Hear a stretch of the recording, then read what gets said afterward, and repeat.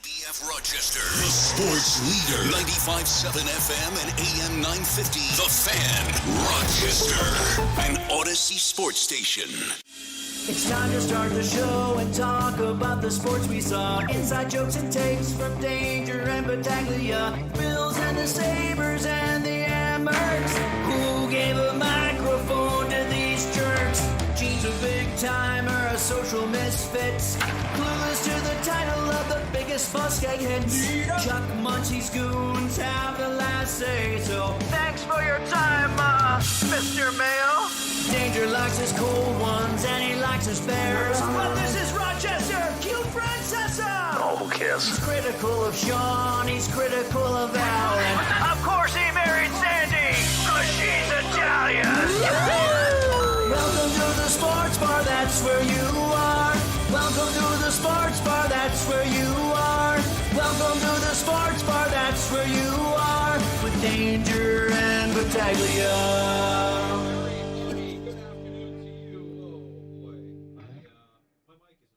Oh, that would be a bad thing. They didn't pull. Hang on a second. Okay. You want to borrow my mic? Well, welcome to the sports bar, everybody.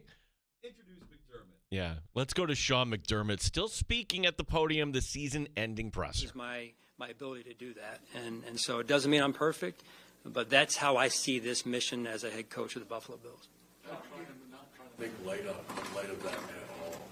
But could 2017 Sean McDermott, could he have envisioned 2025 2024 Sean McDermott pulling out dad jokes?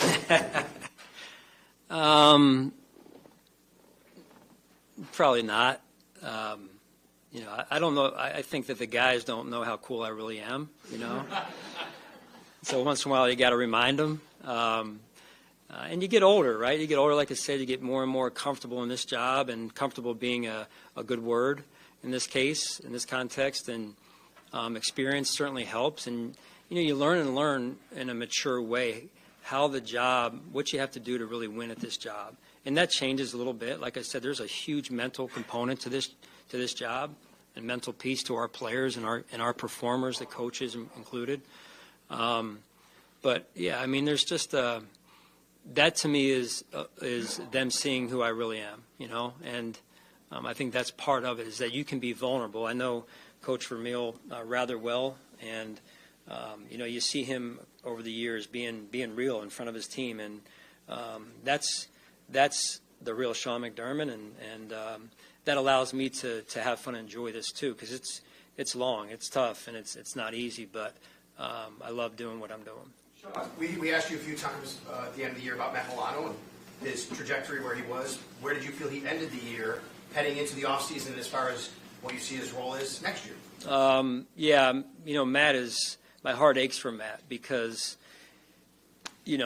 come off the year he had the year prior, misses all that time, goes into camp. We're at Pittsburgh, and he, strains his deal there, and then he's out in another X amount of weeks or months. And there's a real mental component to that also, of him being able to get himself back mentally that, hey, I can still do this and I can still do it, not just do it, but do it at a high level like Matt Milano used to do it.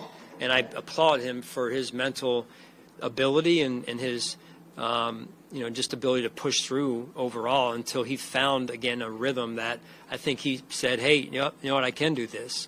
And you saw that at moments. Not as consistent as he once was, but going into the offseason now, not needing another surgery or not having to rehab will be important for him.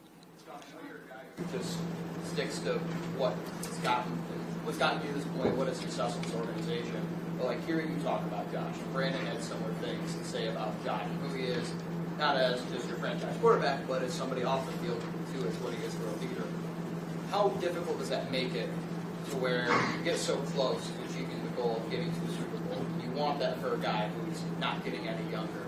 How difficult does it make it for you to stick to what has worked without wanting to throw a million things at the wall to see what can make that happen with the snap of a finger? So yeah. No, I definitely want it for Josh. Listen, I want it for all of us, the fans. I want it for the Pegula family. I'd love to be able to hand that thing off to them. That's some of what That's some of why I was brought here, and that fire burns deep within, and you should know it's not like we stick with things just to stick with things because that's how we've always done it. That's the last thing we do. We do throw a million things at the wall. It's already begun up in my office and Brandon's offices.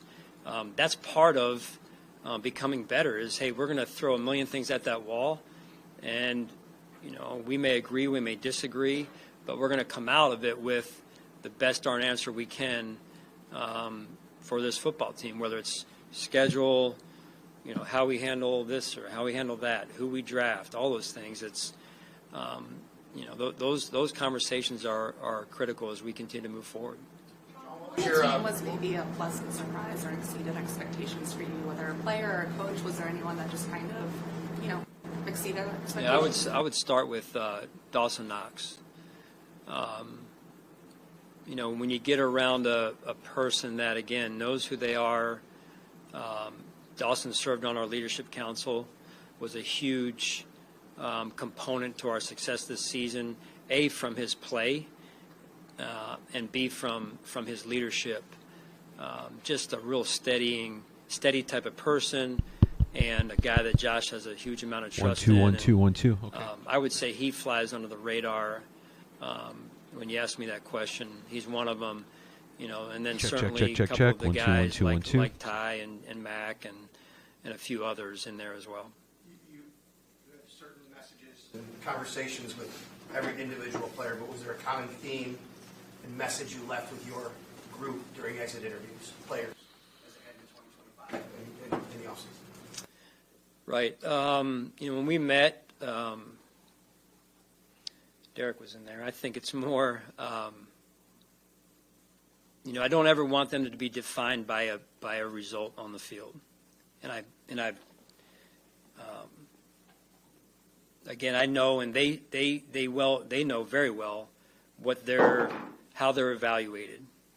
And that's the day and age that we are in. But I want them to know, most importantly, that they are more than football players. These guys are brought up, like many professional athletes, as the best in the world since the time they're this small. And is that fair? Is it unfair? I don't really know. The challenge is what's going to happen when they finish playing football, right? And I know, this is, hey, we got to win, we got to do this, and I'm right with you on that.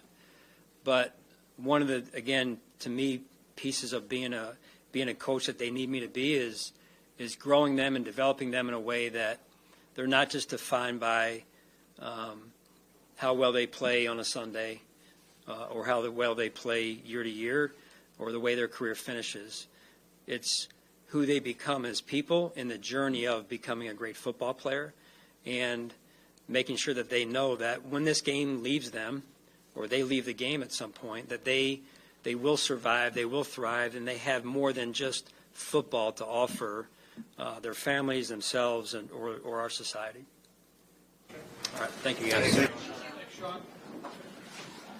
There you go. There's Buffalo Bills head coach Sean McDermott just wrapping up his end-of-season media availability here. Welcome into the Sports Bar. It's Danger and Battaglia. I have a microphone, Gino. You do. It's like a NASCAR pit crew coming in here, just the drills and everything going on. I'll say, for what it's worth, the timing, it's almost fortuitous that we had Sean McDermott ending his press conference at a time when Derek the Pizza Dude and Dylan Scott from the Land That Time Forgot could come in here, make a couple of adjustments, and get us up and going on the air again. Well done, gentlemen. Nice work.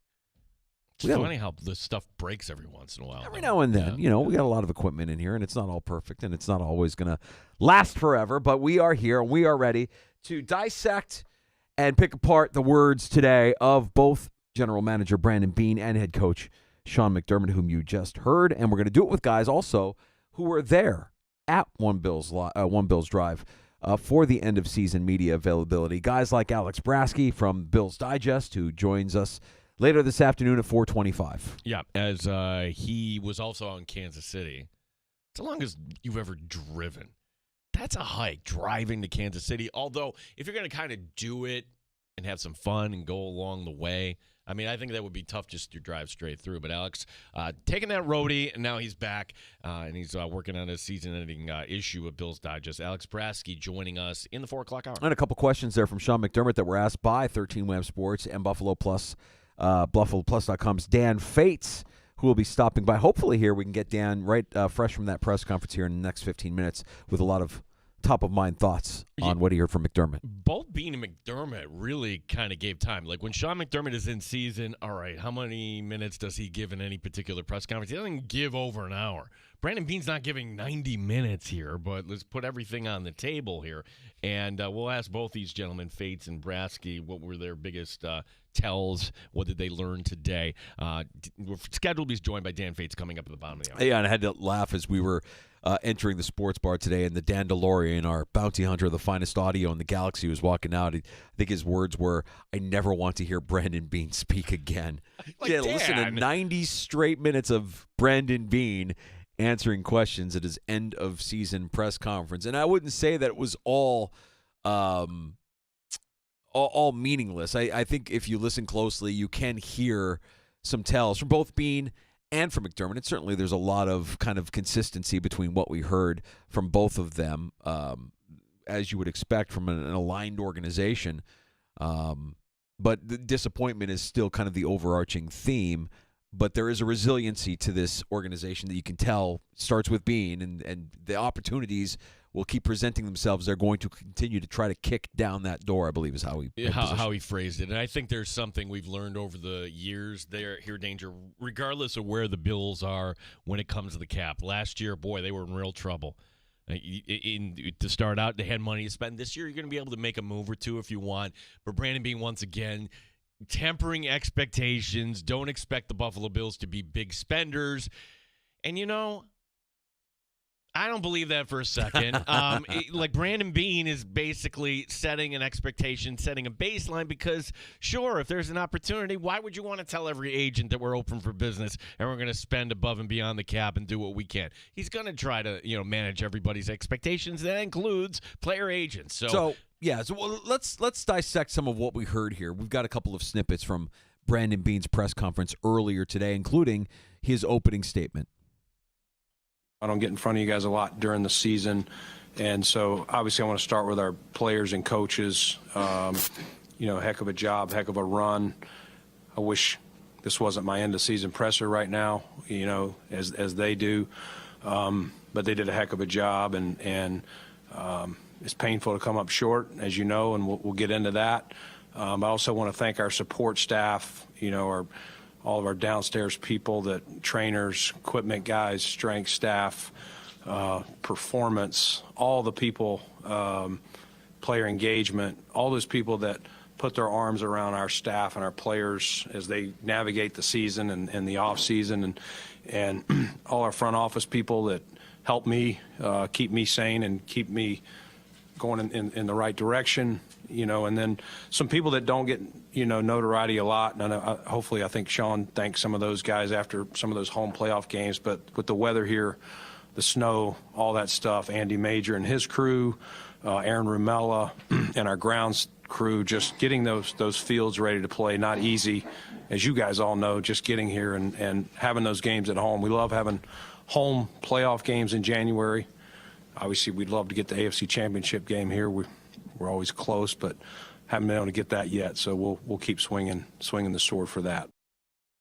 One of the questions that we all had about Brandon Bean as we look at this roster at the end of the season is where exactly do you look to upgrade? Are you a player or two away? Do you need multiple players on both sides of the ball? Brandon Bean here from earlier reaffirming that this team is not just one player away. You're never one player away. Okay, that's a dangerous mindset to get into. I learned that when I was a younger person in this league, and you see it, teams, I'm going to chase this player, I'm going to chase this position. You're never one player away. It's, again, this team had championship ability. I do believe that. I don't, sometimes you leave the season and you say, man, I don't know if we if we gave ourselves a chance. But ultimately, like we talked about earlier, it's down to a few plays. And even if you go back to the Chiefs, our regular season game against them, down to a few plays, we're up 2 points, it's 4th down, we go for it, we make the play, okay? The other night, you can go through a play here. When you go back through the film, you just say, gosh, if we had executed that play right there, it continues the drive. We're not punting or we're not whatever. We're not turning the ball over on downs. 1 to 2 plays can change the outcome of a game, which ultimately changes the outcome of a season, and we wouldn't be sitting here. So it sucks. It hurts. But I'm not in the mood of thinking you have to blow it all up. I don't think that's rational. Kind of along with that, the headline story from Sean McDermott. Matthew Smiley is returning. Yeah, a lot of side eyes online from that one. Really? Okay. I thought you would have gone to, we're going to evaluate all the coaches and blah, blah, blah, blah, blah. Yeah, they don't want to blow it up. I mean, if you believe what they're saying, they don't want to blow it up. Okay. I guess that means everybody's back. You can run it back with a little bit more experience, and maybe you're better for the struggle. And if you're Matthew Smiley, yeah, I would think you have to improve on what you did this. Let's start with just the basics. Counting to 11. Communicating to returner that this is the last play of the game. You have to return it. Along those lines, and yes, McDermott mentioned that he has confidence in Coach Smiley, Brendan Bean continuing that this offseason there won't be any rash decisions made on the future of this roster. You also have to give credit to the team, the Kansas City Chiefs. Give them credit.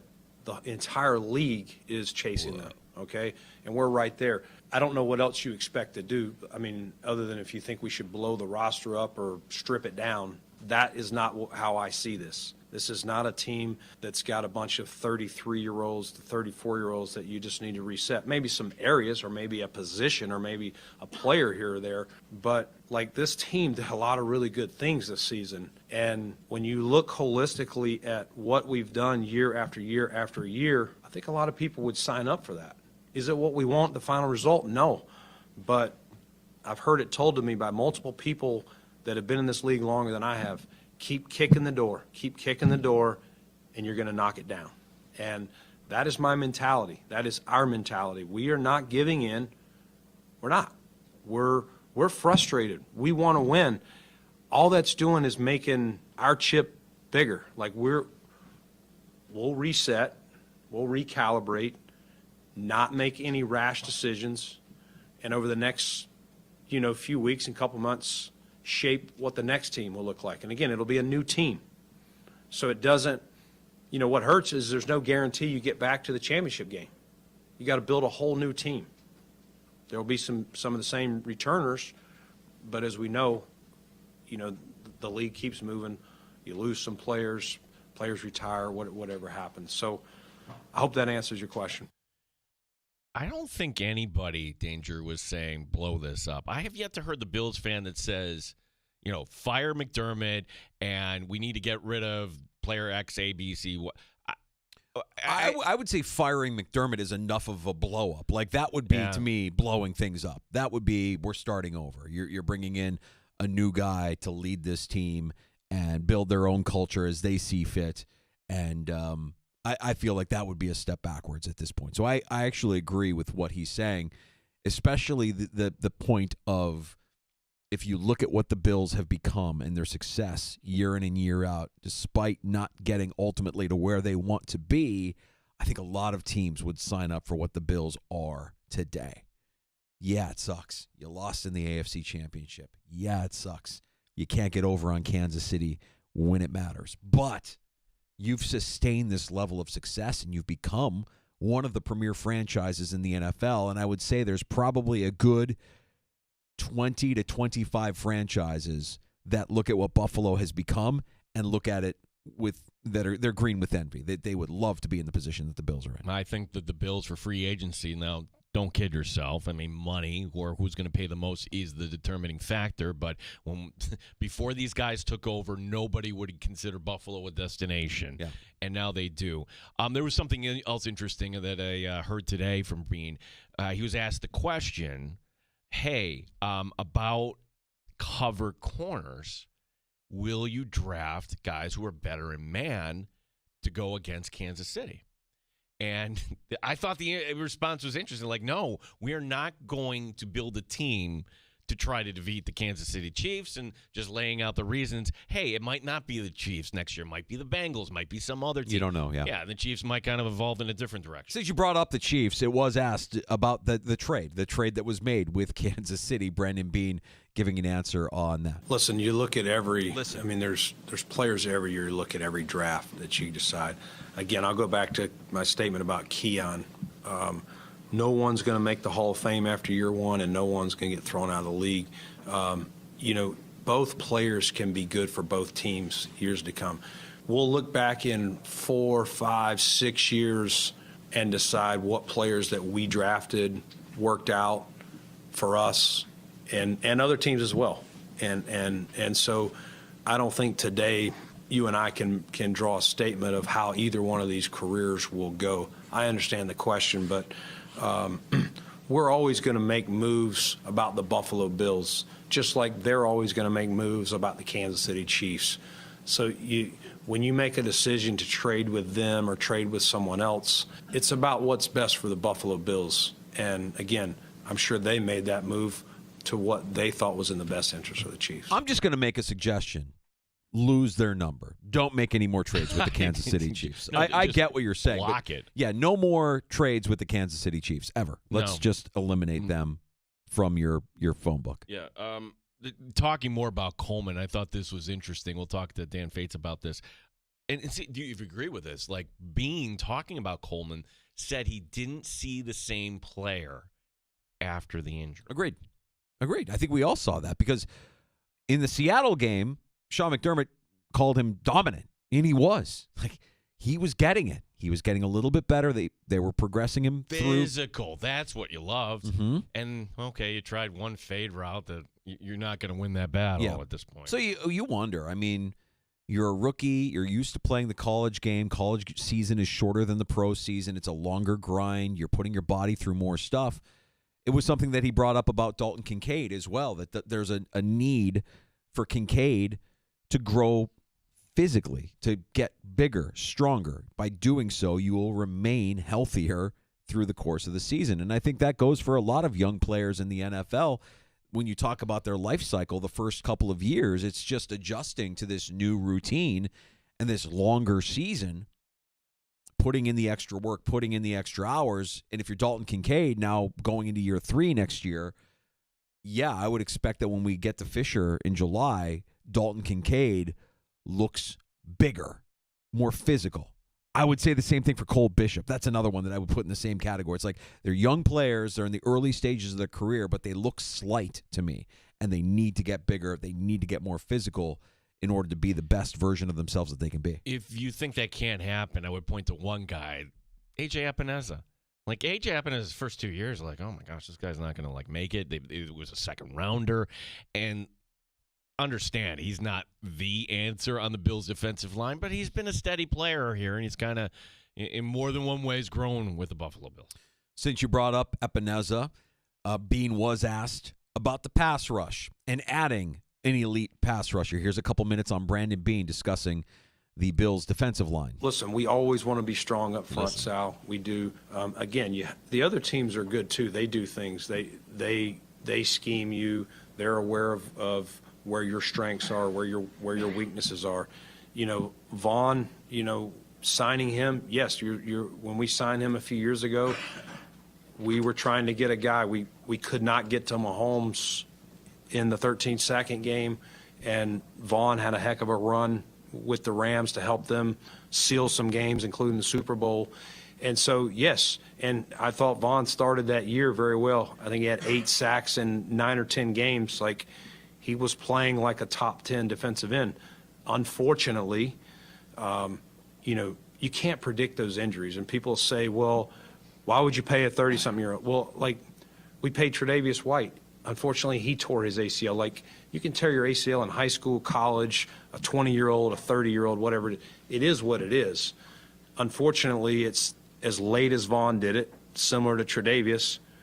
We kind of lost him for the next year. And so I thought this year you started to see Vaughn return to form, made some plays, made some sacks, looked more like himself. I'm sure he would like some opportunities back the other night to get Mahomes down. Those guys did a nice job. They made the plays they had to make. Again, it's not just one thing, but we always want to be strong up front. We want to stop the run, see if we can get you into a drop-back pass game, and then get after you.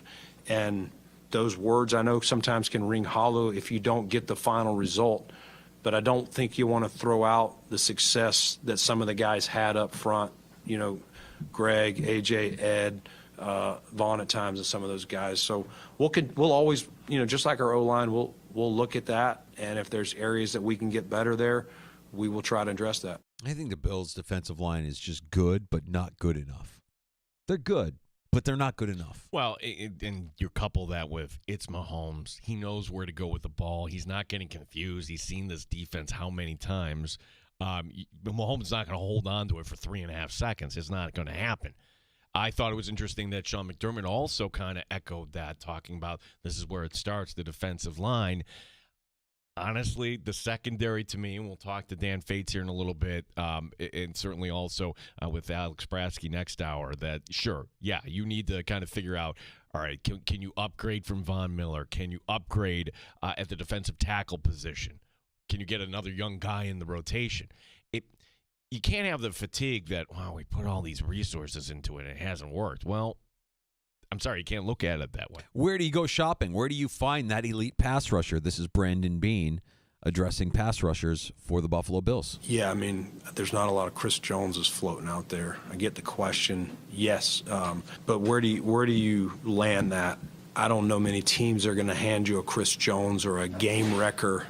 They're probably sewed up. You know what I mean? Like you look around, there's not a lot of players that make 28 to 30 some $1 million a year, which I think is kind of what those high-end defensive players are making. We're not ever picking in the top 5, 10. Not to say you can never get those guys. Chris Jones actually fell to the second round, and we'll turn over every stone we can to find them. But would I love to add one of those guys? Heck yeah, I would. But we have a cap. We pick where we pick. You got to make the best, of what you got. And again, we would love to do that if that player's out there. Mentioned the cap, and one of the questions I think we were all kind of wondering is when it comes to this offseason, will there be an extension for Josh Allen? Is it coming this offseason? You don't technically have to do it this offseason. If I'm not mistaken, I want to say his cap hit is very manageable at $3.2 million for 2025, but balloons up to $63.9 million in 2026. Will you extend Josh Allen this offseason? This is Brandon Beane on managing those extensions and the cap. We'll have conversations with a lot of our guys. I don't want to get into individual cases, but some of the guys that you mentioned, potentially other guys that are already going to be free agents, before March. Sometimes those guys that you want back that are going to be UFAs, sometimes you got to attack those first because, as we know, once you get to the combine, you start hearing rumors of guys hitting free agency, even though it's technically not legal at that point. So, that's part of where we're at here, Ryan, is when you play this late in the season, it's almost February, it condenses the time to get to all these decisions. We got college scouts coming in next week to start preparing for the combine.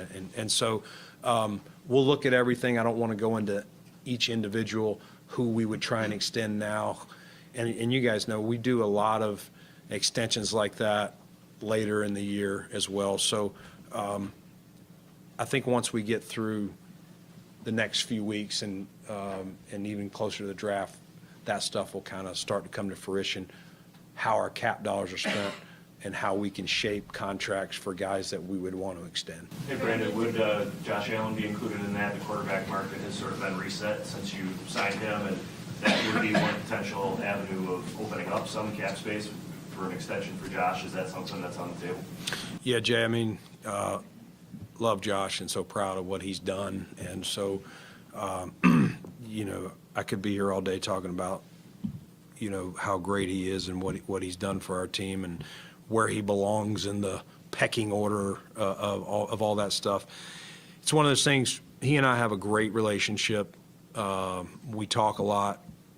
When the dust settles, you know, before we're ever really talking to his agent or his agent's calling me, like Josh and I will have those conversations about holistically about the team, things like that. And I'm not saying it will happen. I'm not saying it won't happen. You know, I don't really want to go into that. And I really can't tell you at this point. We haven't even approached that. It's just this season-ending loss. He doesn't even want to talk about it. He's, you know, I don't know if you guys talked to him after, Monday, but he was dejected like all of us. And so there will be a time and place, and not saying we will, but not ruling it out either. Wonder if he's at Pebble Beach right now. No, Josh is not. He's not. No, he's not playing. Okay. No, that was reported yesterday. Okay. That kind of leads you to wonder, okay. Well, he had his wrist wrapped up too, didn't he? Right. So there are people speculating that he broke his hand in the Kansas City game. I feel kind of sheepish bringing that up because somebody half listens. But, yes, that was a new wrap on his hand that we saw on Monday. Yeah.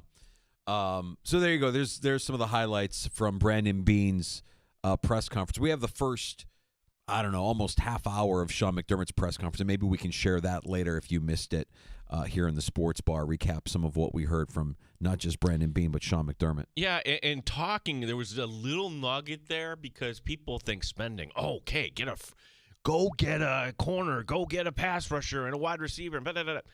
He did mention extending guys. So to be out in front, let's take, for example, Spencer Brown. You saved money by taking care of Spencer Brown last year. For sure. What do you think the market will be for one Christian Benford when he hits the open market? If I'm Christian Benford's representatives, I'm betting on me. Unless you really, really want to be in Buffalo, and, hey, by doing so, I'd like the money a little up front, but I'm not going to get the maximum value. I think Benford would be number one on the list. And, gosh. I think Benford's going to stay in Buffalo at a value. I hope you're right.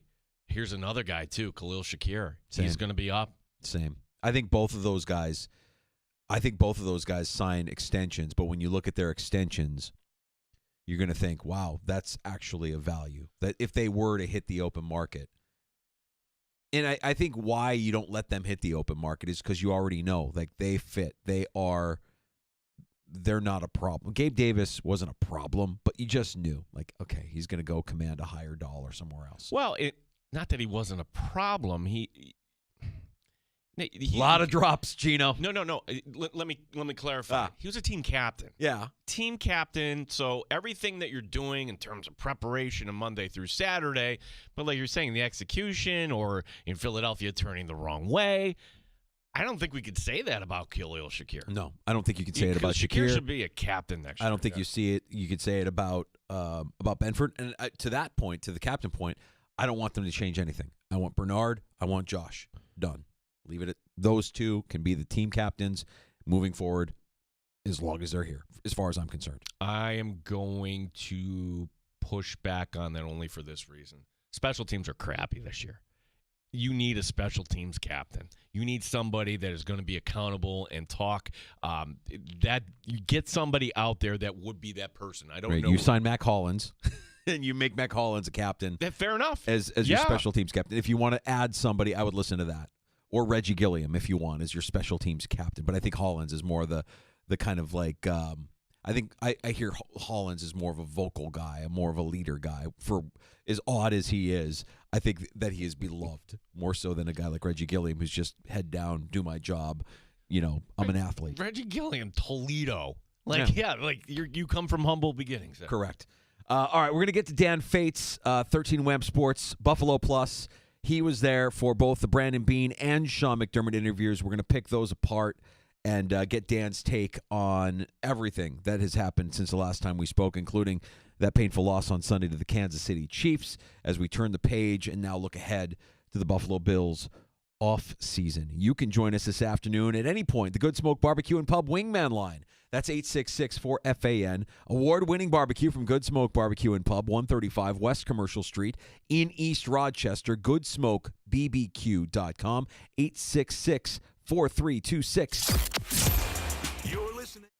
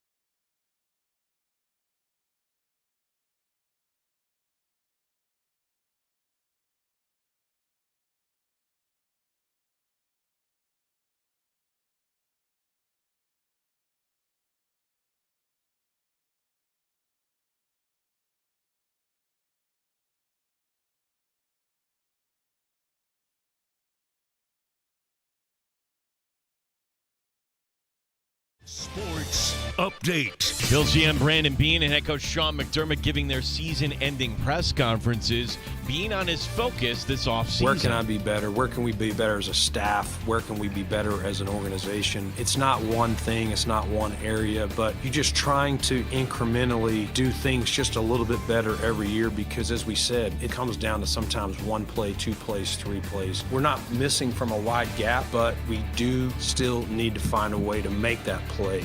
Dan Bates, 13 Wham and Buffalo Plus joining us next here in the Sports Bar. Amherst on Wednesday night putting up 7 in their win over Utica.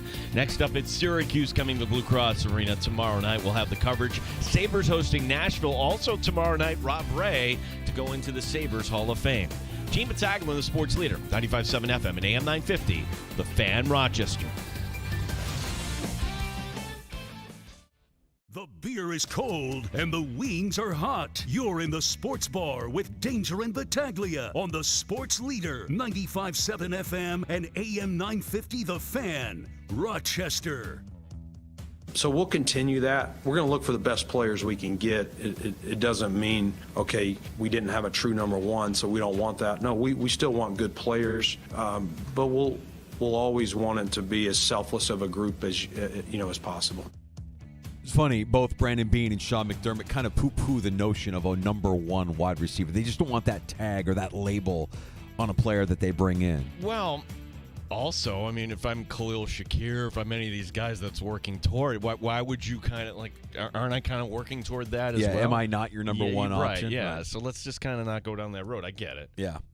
Dan Fates, 13 Web Sports, Buffalo Plus. Always good with this time to join us here in the Sports Bar on a Thursday afternoon. And Dan, we've got a lot to recap from Sunday's loss to everything that we heard today in what seemed like a longer than normal amount of time given by both Brandon Beane and Sean McDermott as they explain away another disappointing end of the season. Yeah, it's about 2 hours and 15 minutes combined between both Beane and McDermott. The Bills head PR guy kind of joked around saying we got as much time with Beane as we wanted. He was in no rush, and us in the media took full advantage of that, asking him pretty much everything about – the big thing to me was the narrative that this team can't win the big one, and the reality of that. Well, also, what I think people need to do is put some perspective into that because that decision, wins and losses aren't just solely in a vacuum, guys. Yeah, Dan Bates, 13 Win Buffalo Plus, our guest there. You heard Brandon Beane talking about kicking down the door. The overall impression here, Dan, was I don't think there are going to be any big changes, including on the coaching staff. Are you a little surprised that Matthew Smiley will be coming back? Yeah, a little bit surprised. I thought the special teams was not great this year, and I think that's putting it lightly. I thought that could be something that they could make an adjustment. It seemed like one time a game there was, whether it was a kick return error or a punt return error or something like that, and we heard them talk about it all the time. And they're right. These games come down to one play here or there. The Bills special teams I thought wasn't great, so I was a little bit surprised at that. As to the point of bringing some, quote-unquote, running it back, obviously they need to make some decisions on Mac Hollins. When do you extend James Cook and Khalil Shakir? Some of those other moves, Rasul Douglas. Brandon Beane said, I kind of asked him, how do you process this? I understand as fans, as us in the media, as radio talk show hosts, it is very emotional. We live in the moment, but we don't run an NFL team. And so Beane was kind of saying, he's like, yeah, the loss from the AFC Championship game, it's still raw. He's still too emotional. He's got to try and come down off that before he starts making objective decisions on what's best for this team because he doesn't want to make anything rash right now. We get that, and I would imagine that there are opportunities to add a couple of guys on both sides of the ball that could be viewed as difference makers this upcoming season. I guess the danger, the salary cap. The salary cap. Did you hear about this thing? Oh, tell me about the salary cap, Dan. I thought it wasn't real. Yeah. Well, I'll tell you about it. It's not real. It's National myth. Yes, it's not real. It's like fairies and things like that. It is not real. Just ask the Philadelphia Eagles, who have, I think, every single position player is paid in the top 5 in their position group. But Brandon Beane loves to talk about it. He says, once again, he doesn't expect them to be big spenders in free agency like once they did again. And I thought what was interesting was he pointed out that he doesn't believe that this team is one player away, and he doesn't believe that's a good mindset either. He said that's a dangerous mindset to be in, to quote being there, because of what it can do for you and kind of hampering you and going all in. To that, which I kind of laughed because they went and got Von Miller, and maybe that was when you learned you're not one player away and things can happen because of it. But that's what Bean says because as all GMs like to say, the salary cap and more of the salary cap. Yeah, Dan, I honestly, if we had the time, we could go back to each one of these Brandon Bean season-ending press conferences. It's the same thing every year. Not talking about not going for big swings, not the salary cap. It's a thing where, okay, but then all of a sudden you do go for a Von Miller, and you might, like, honestly, Dan, I just think it's a strategy that Brandon Bean is going to employ. Let's lower the fan base's expectations, and I don't want to telegraph any move that I potentially might have in the works. Yeah, I think that's fair. And look, that's all about playing the narrative and tempering expectations, like you said. But I think that you'd be a fool to look at this roster and say, like, oh, let's just roll the footballs back out and do it again. I keep going back to the point, and you can talk about X's and O's, and we can talk about defense and where they were in the AFC Championship game, and did they do enough and all these things. My biggest takeaway was that in the biggest plays in the AFC Championship game, on third down, Josh Allen was looking at Mac Hollins, who was coming up with big plays. That's all that you need to know about what this team needs to do. I thought Brandon Bean was very honest with his critique, I guess I'd call it, of Keon Coleman, saying that he wished he would have finished the season stronger, that he wished he would have recovered from the injury better than what he did. He didn't see the physicality from Coleman afterwards. And Sean McDermott kind of said the same thing. Yeah, he didn't have his best stuff at the end of the season. They pointed out that Dalton Kincaid, who wildly underachieved this year, both of them unprompted, that he pretty much needs to get in the gym, that he needs to get stronger so that he can make a difference next year, so that he can stay on the field. Also, I'd like to point out that Dalton Kincaid didn't lose weight. I don't know why this offseason he would need to work out when that could have been a point of emphasis last year. Yeah. Because what do you Dalton Kincaid didn't change anything. So I guess those are the two I thought that were answers that stood out to me, guys, about players and kind of evaluating where, some of their most recent first-round draft picks stand currently. Yeah, and it's funny you mentioned Kincaid needing to bulk up. I would put Cole Bishop in that category as well, because you see him out there and he appears a little bit slight, but if he does bulk up a little bit, you could certainly see a world where he makes those kind of impactful plays that you see a Cooper DeJean make as a rookie in Philadelphia. I just wonder if they alter their draft strategy at all, Dan, and find more guys that need less of this bulking up or less of this development, and they can actually come in and be meaningful contributors from day one. And they've all contributed, but I'm saying meaningful contributions, meaning you're out there and you're making plays and you're starting games. And yeah, you might screw something up, but you're going to learn from that mistake. We see Philadelphia do it brilliantly. We see Kansas City do it brilliantly. I don't think it's a mistake that these two teams are in the Super Bowl. They get the most out of their young players early in their careers. Yeah, I mean, look at the last three Bills first round or first picks in the draft, and they have been disappointments. I don't think that there's anything to that. And you look on the other side of the ball in Kansas City, and Xavier Worthy, outside of James Cook and the quarterbacks, was the best player on the field and making differences, and where Keon Coleman was not a factor at all. And then you look at Dalton Kincaid. There's your first-round pick. I'm not saying it's an easy catch. I've heard everybody that is and their mother talk about that play and what protection could have done and what they should have known and how they could have changed it. I understand all of that, and that's all great insight, and it's fascinating to see the level of chess that is played at that high of level of football between Spags, Josh Allen, and all of that stuff. I don't care, because once the ball is snapped and the ball is thrown by Josh, which was an unbelievable play, Dalton Kincaid's got to make a play. That's the difference, is that you have guys in Kansas City like Juju Smith-Schuster making plays, and you have go down the list of last year was Chris Jones that got just enough of Josh Allen to break up what would have been a touchdown, to rush him. Game-changing plays. That's where I think you're talking about danger, is the fact of finding some of those guys that can make impactful plays on a game-in and game-out basis, which is what the Chiefs have, whether it's Jones, McDuffie, or, Xavier Worthy. They just find guys that are the difference makers. That's what I think the Bills need to find, and they haven't been able to do that in their recent first-round draft picks. Well, the Bills do have a little extra capital this year, Dan. 2 second-round picks. You have the first-round pick. Are you in favor of the Rams? Yes. Okay. No. Yeah. Okay. I am too, because honestly, whoever you draft at number 30, I believe that's where the Bills are picking. They're not going to be as good, you figure, as bringing in the established veteran you're trading for. Yeah. Everybody loves draft picks until they become players.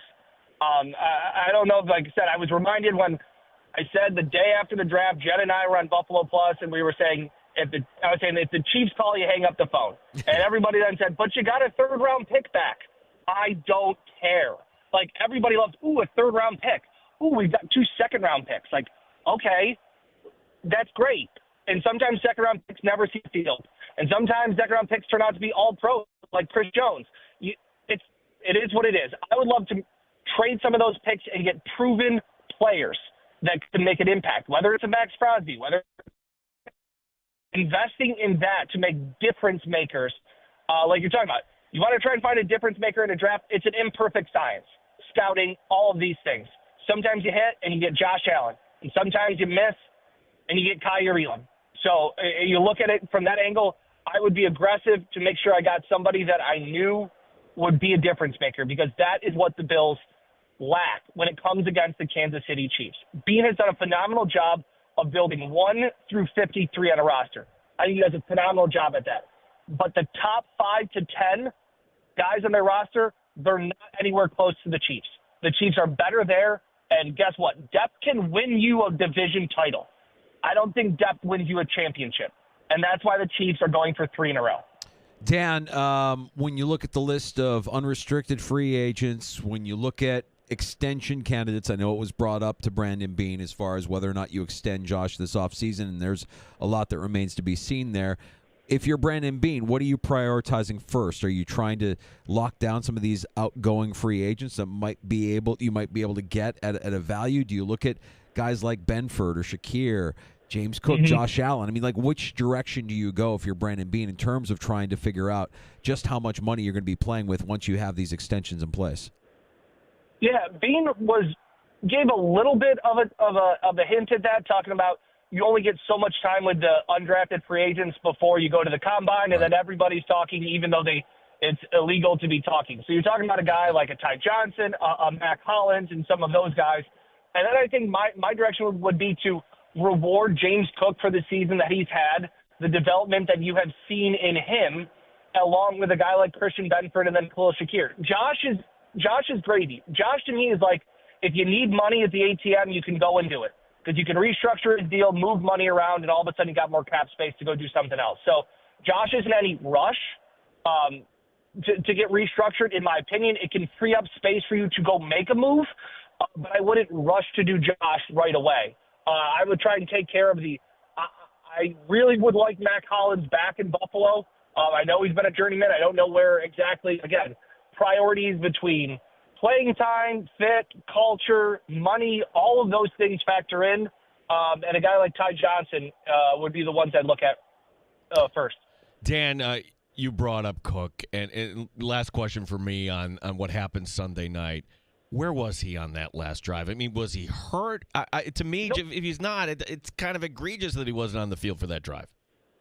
So he wasn't hurt. We clarified that with Sean McDermott today, or he goes, not that I was aware of. Now, listen, this is where I think people, and maybe I guess this is where I criticize Joe Brady a little bit and some of his inexperience going up against Spags. Bill Strahan's like, I can't believe this didn't happen. What is Sean doing? First of all, I don't think Sean's on the headset saying, hey, Joe, get James Cook off the field. Let's set that first. Now, second, the Bills did in Kansas City what they had done all season long. They stood true to who they were, which is what they told us before the Denver game in the playoffs and what they told us they would do before the Baltimore game. We're not gonna do anything different. We are who we are. In obvious passing downs, Ty Johnson has been the running back. He's better in pass protection, and Ty's also earned that right with the plays that he has made. Like, this wasn't like throwing, a nobody out there that can't do it. Ty's earned that job of being the third down back and the obvious passing back in passing downs to the Bills. So that's why they went that way. Now, I think if Joe Brady looks back, maybe another year of experience, goes, hey, I know this is our formation, this is our package, but we got to get our hot hand on the field. And in that case, I think that's the learning experience from it. But it wasn't shocking to me. This wasn't anything out of the ordinary. Just like the QB sneaks, guys. Like, the Bills have run that play the same way all season long. Am I surprised that they didn't have a wrinkle in it? No. That's what they've done, and they stuck to that. And honestly, guys, if I think they started doing something differently on the third or fourth attempt and they didn't get it and they ran some toss play, we'd all be going, I can't believe they didn't try and sneak him again, even though he'd already been stopped twice.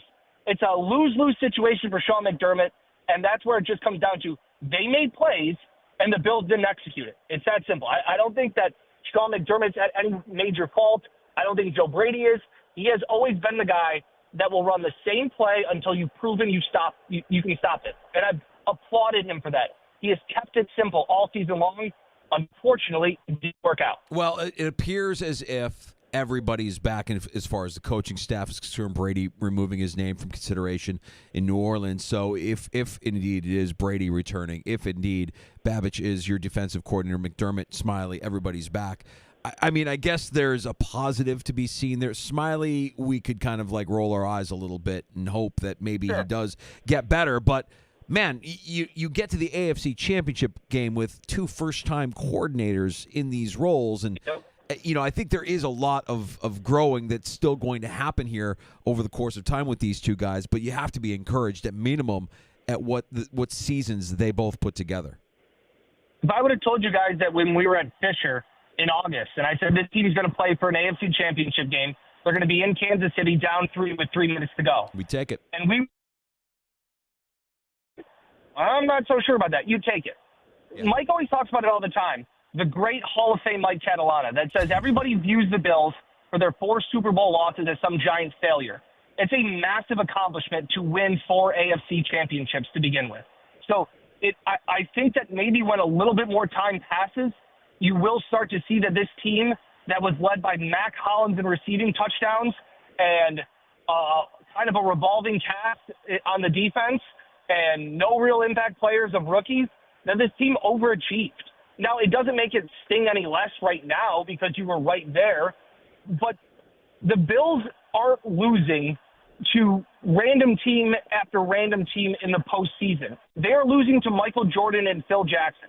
Okay, like they are beating the Lamar Jacksons in the playoffs, the Dolphins, the Patriots, the Denver Broncos, the Colts. Sean has done what he's supposed to do. It just stinks that it always ends up being a generational run that we are witnessing by the Kansas City Chiefs. I wholeheartedly believe the Bills do not have a head coaching problem. They have a Chiefs problem, which is what the rest of the NFL is dealing with as well. Dan Fates, 13 Wham Buffalo Plus. So explain to us now what happens as we shift into down off-season mode here with Buffalo Plus. It never stops. Never stops. We got a podcast today talking about Bean and McDermott's press conferences. That'll be up Friday mornings for everybody, wherever you guys listen to your podcast, as well as on the Buffalo Plus YouTube channel. We will spend a little bit of time to rest and recover, and then Mike and I will be heading to Indy in about a month for the NFL Combine, which we will talk again with Brandon Bean and Sean McDermott. Good stuff, man. Appreciate you giving us some time. I know it's been a long day there listening to Bean and McDermott for the last few hours, and thanks for kind of putting a cap on it for us here in the Sports Bar. Let's talk again next week. Always, man. Appreciate it. You got it. There's Dan Fates, 13 Wham Sports, Buffalo Plus, where you can check out his work on YouTube. And also, while you're on YouTube, check out The Fan Rochester, our channel where we stream live every day. Like and subscribe while you're there. We're a nice little compliment piece to what they do there at Buffalo Plus. We appreciate that. We got to take a break. We got to come back, and we'll get more from Orchard Park with Alex Brasky, our buddy. Batavia Daily News, Bills Digest. We'll get his thoughts. Yeah, and with everything going on, we haven't had time to take your calls. So if you called last hour, Call us right now. 866-4FAN, 866-4326. Oh, good point, Gino. And by the way, if you're caller 5 right now, let's give you a free pair of tickets to see Train. Train is coming back to CMAC. Train with special guest Edwin McCain. This is August 8th at CMAC. It's courtesy of the Bowery Presents, and your tickets go on sale tomorrow at 10 a.m. Ticketmaster.com. You can win a free pair before you can buy them right now. If you're caller 5, 866-4326, 585-8664-FAN. You're listening to The Sports Bar with Danger.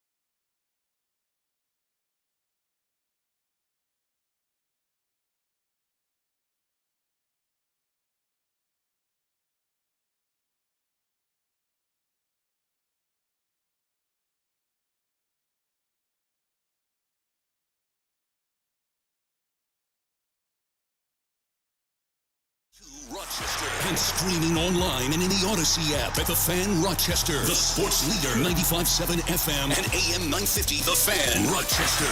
An Odyssey sports station. The Fan Rochester. Sports Update. Bills General Manager Brandon Beane and head coach Sean McDermott speaking for over 2 hours collectively, giving their season-ending press conferences today. Beane asked, do the Bills need a number one receiver? So we'll continue that. We're going to look for the best players we can get.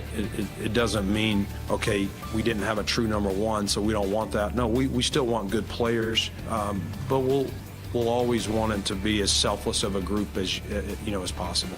McDermott also confirming that special teams coordinator Matthew Smiley will return next season. Alex Brasky, Batavia Daily News and Bills Digest, joining us later this hour. He was out in Buffalo today. Amherst hosting Syracuse tomorrow night. Rochester coming off the win over Utica. Sabres hosting Nashville also on Friday. Gene Battaglia, the sports leader, 95.7 FM and AM 950, The Fan Rochester.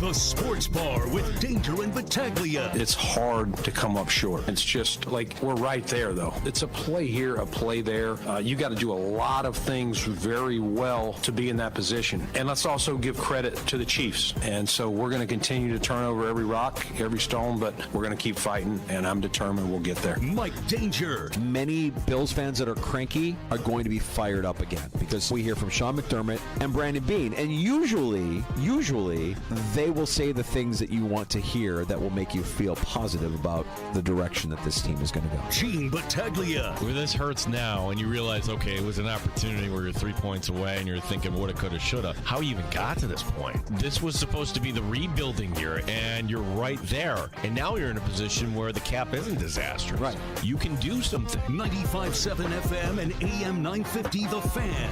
Rochester. Alex Brasky, Bills Digest and the Batavia Daily News stops by the Sports Bar here in about 10-15 minutes. We have more tickets to see Train coming up this afternoon. We have tickets to see comedian Jim Jeffries at Kodak Center coming up this afternoon as well. And if you're listening in the free-to-download Odyssey app, I'll tell you how you could be headed to Vegas in our national contest.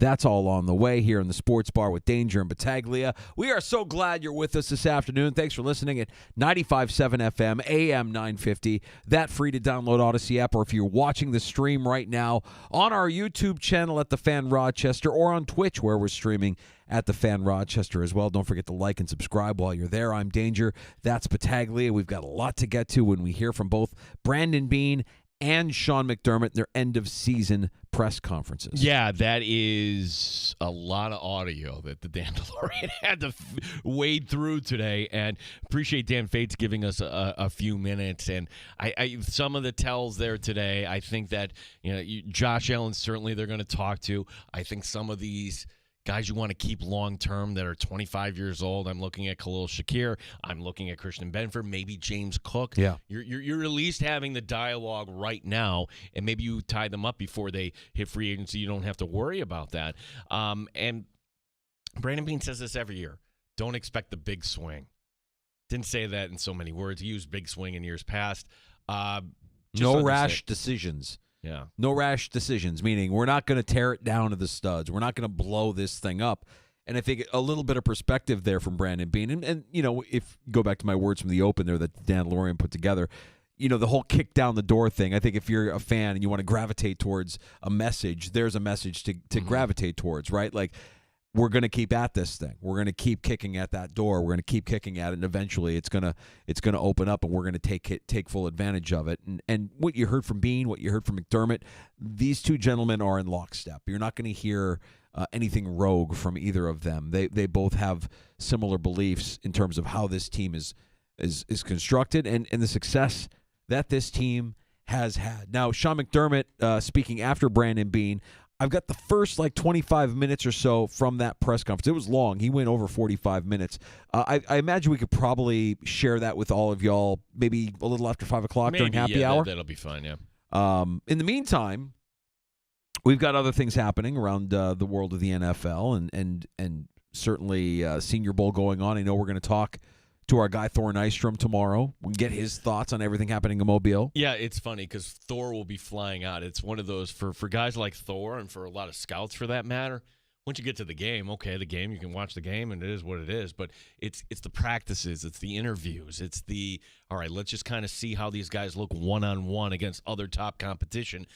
It's the practices that lead up to the game that are interesting for talent evaluators. So once that's wrapped up, Thor will be heading out, so we'll catch him on the way out of Mobile, Alabama, as we begin the process of looking at who might help this Bills team through the draft. I don't care what position they target, as long as it's somebody who can contribute day one. That's going to be my hill to die on in the 2025 draft. I don't care if you go defensive line, pass rusher. I don't care if you go corner.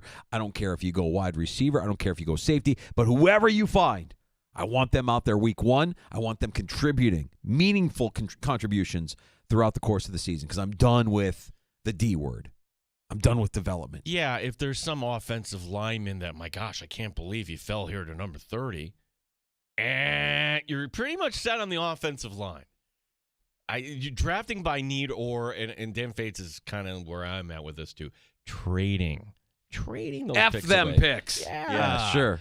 It's not going to be fun come draft night, but hey, if Max Crosby really is available, certainly if Myles Garrett really is available, you're giving up these picks.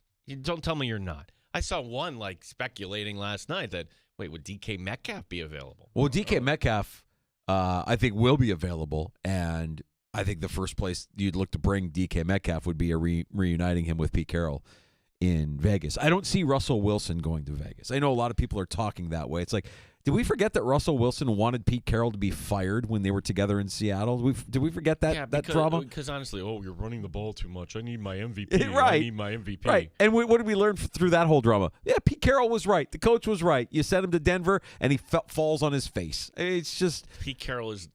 You're not winning big with Russell Wilson. Like, you get a bridge quarterback, you're going to find Pete Carroll's going to have a plan in there, Vegas. It's a good hire for Vegas. Yeah, absolutely. I agree. So, we'll begin to start to turn the page on the offseason or start talking about some of these players that are available. I always thought Russell Wilson would be the guy. He's won a Super Bowl, but he's never even got a single vote for MVP. Would he be the guy that would say the MVP is more valuable? So it's funny you mentioned that. Cam Newton was talking about this earlier today.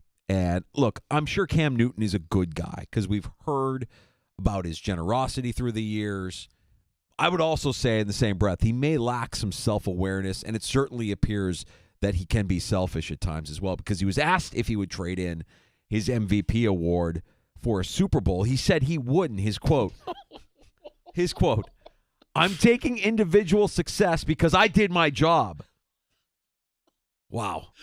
So I really don't know what to say to that. I mean, if you imagine asking Lamar Jackson, as the most recent example, the same question, you think he would say that? Do you think he would be about the MVP awards? Maybe if he was wasted or something.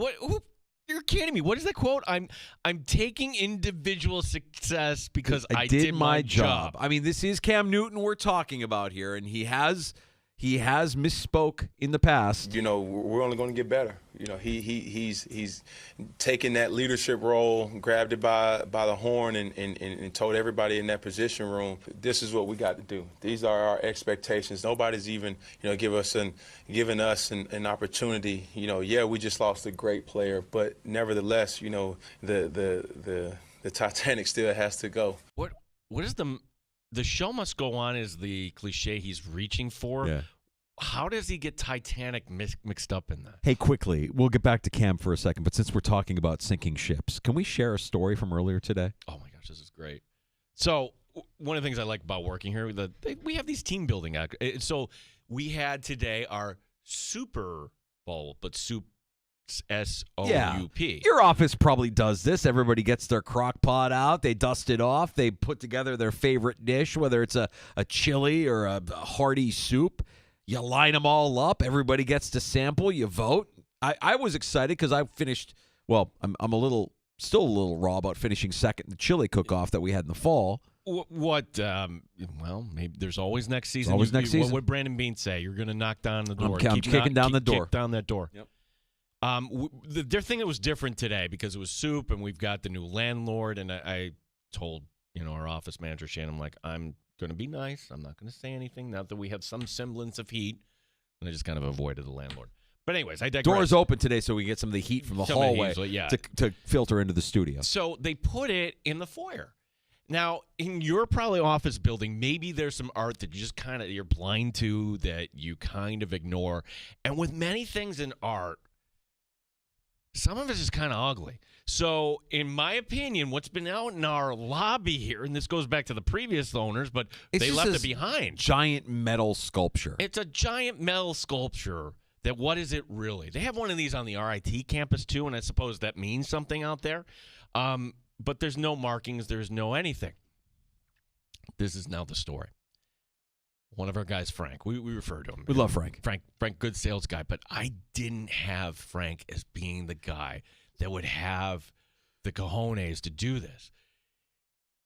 When talking about that structure, he's telling our general manager, boss lady, oh, you know the history of that. That's made from the wreckage of the Edmund Fitzgerald. Pizza dude heard it in the hallway. I can't believe that happened. What? And she's like, no. She bought it. She bought it. And then she's retelling this story to others. And Is she telling it to the new landlords? Yes. The new landlords think, we've got this historic sculpture. Yeah. And if you're not familiar, it's a yacht rock song, right? Fitzgerald. Like, what Great Lake did the Edmund Fitzgerald? Never did I think we'd be talking about the Edmund Fitzgerald, but she bought it, and she's telling it, and now she's kind of beaming with pride. So what I think we should do, Danger, is we should actually put. There's no marker out there for this ugly thing. Oh, you want to get like a plaque or something? A plaque or something like that. This was salvaged from the wreckage of the Edmund Fitzgerald. Or maybe, make it up. Or maybe this was not salvaged from the Edmund Fitzgerald. Oh, well, let's localize it. Let's take, this is a reoccurring theme in the sports bar. Let's say that it's a wreckage. It's part of it's part of what was remaining of our fast ferry, or some of what was left from the mills over here at High Falls. I don't know, something like that. Yeah, let's just make it up. It looks like something that somebody could put together in their backyard. I mean, it's massive, but it doesn't. It's just a metal sculpture. What made this so great was I didn't have Frank as being the guy that could just tell something like that completely straight. Maybe that's how it deked the boss lady today. Yeah. That she didn't expect Frank to be pulling a fast one on her. That's pretty good. It's I like that. outstanding. Yeah. And kudos to the pizza dude who was serving up tomato soup with grilled cheese. He got you on the grilled cheese. Good grilled cheese, by the way. Secret ingredient, and you're not a fan. I'm not a fan. But you didn't know it was in there. Mayo. Mr. Mayo. Put a little mayo in the grilled cheese, and it was, Oh, he had the croutons. The croutons were fresh. Yeah, it hit. Grated cheese. It all hit, and they deservedly won our Odyssey Super Bowl, the crock pot cook-off that we had today with our new landlords in the foyer, with the wreckage from the Edmund Fitzgerald in our foyer. We invite you all to come to see this historic sculpture made from the wreckage of a sinking ship. The wreck of the Gordon Lightfoot song. Yeah, he sang the song. Mm-hmm. All right, we got to get to Brasky, Alex Brasky, Batavia Daily News, Bills Digest. We'll get back on track. Oh, my last thought on Cam Newton before we get to Brasky, because we got sidetracked. I was just going to say about Cam, I mean, like, there have been moments since he's kind of taken on this new media role where he's become one of the talking heads where I think, oh, he's offering something really insightful there, and that's actually good. Then there are moments like today I'm like, all right, he's no self-awareness at all. What's he talking about? I think we have to remember, and I think what Cam did when he was a player, he showed us kind of all who he was long before he got into sports media. I don't think he's ever going to recover from the weak attempt to recover that fumble in the Super Bowl. That, to me, will be his lasting legacy.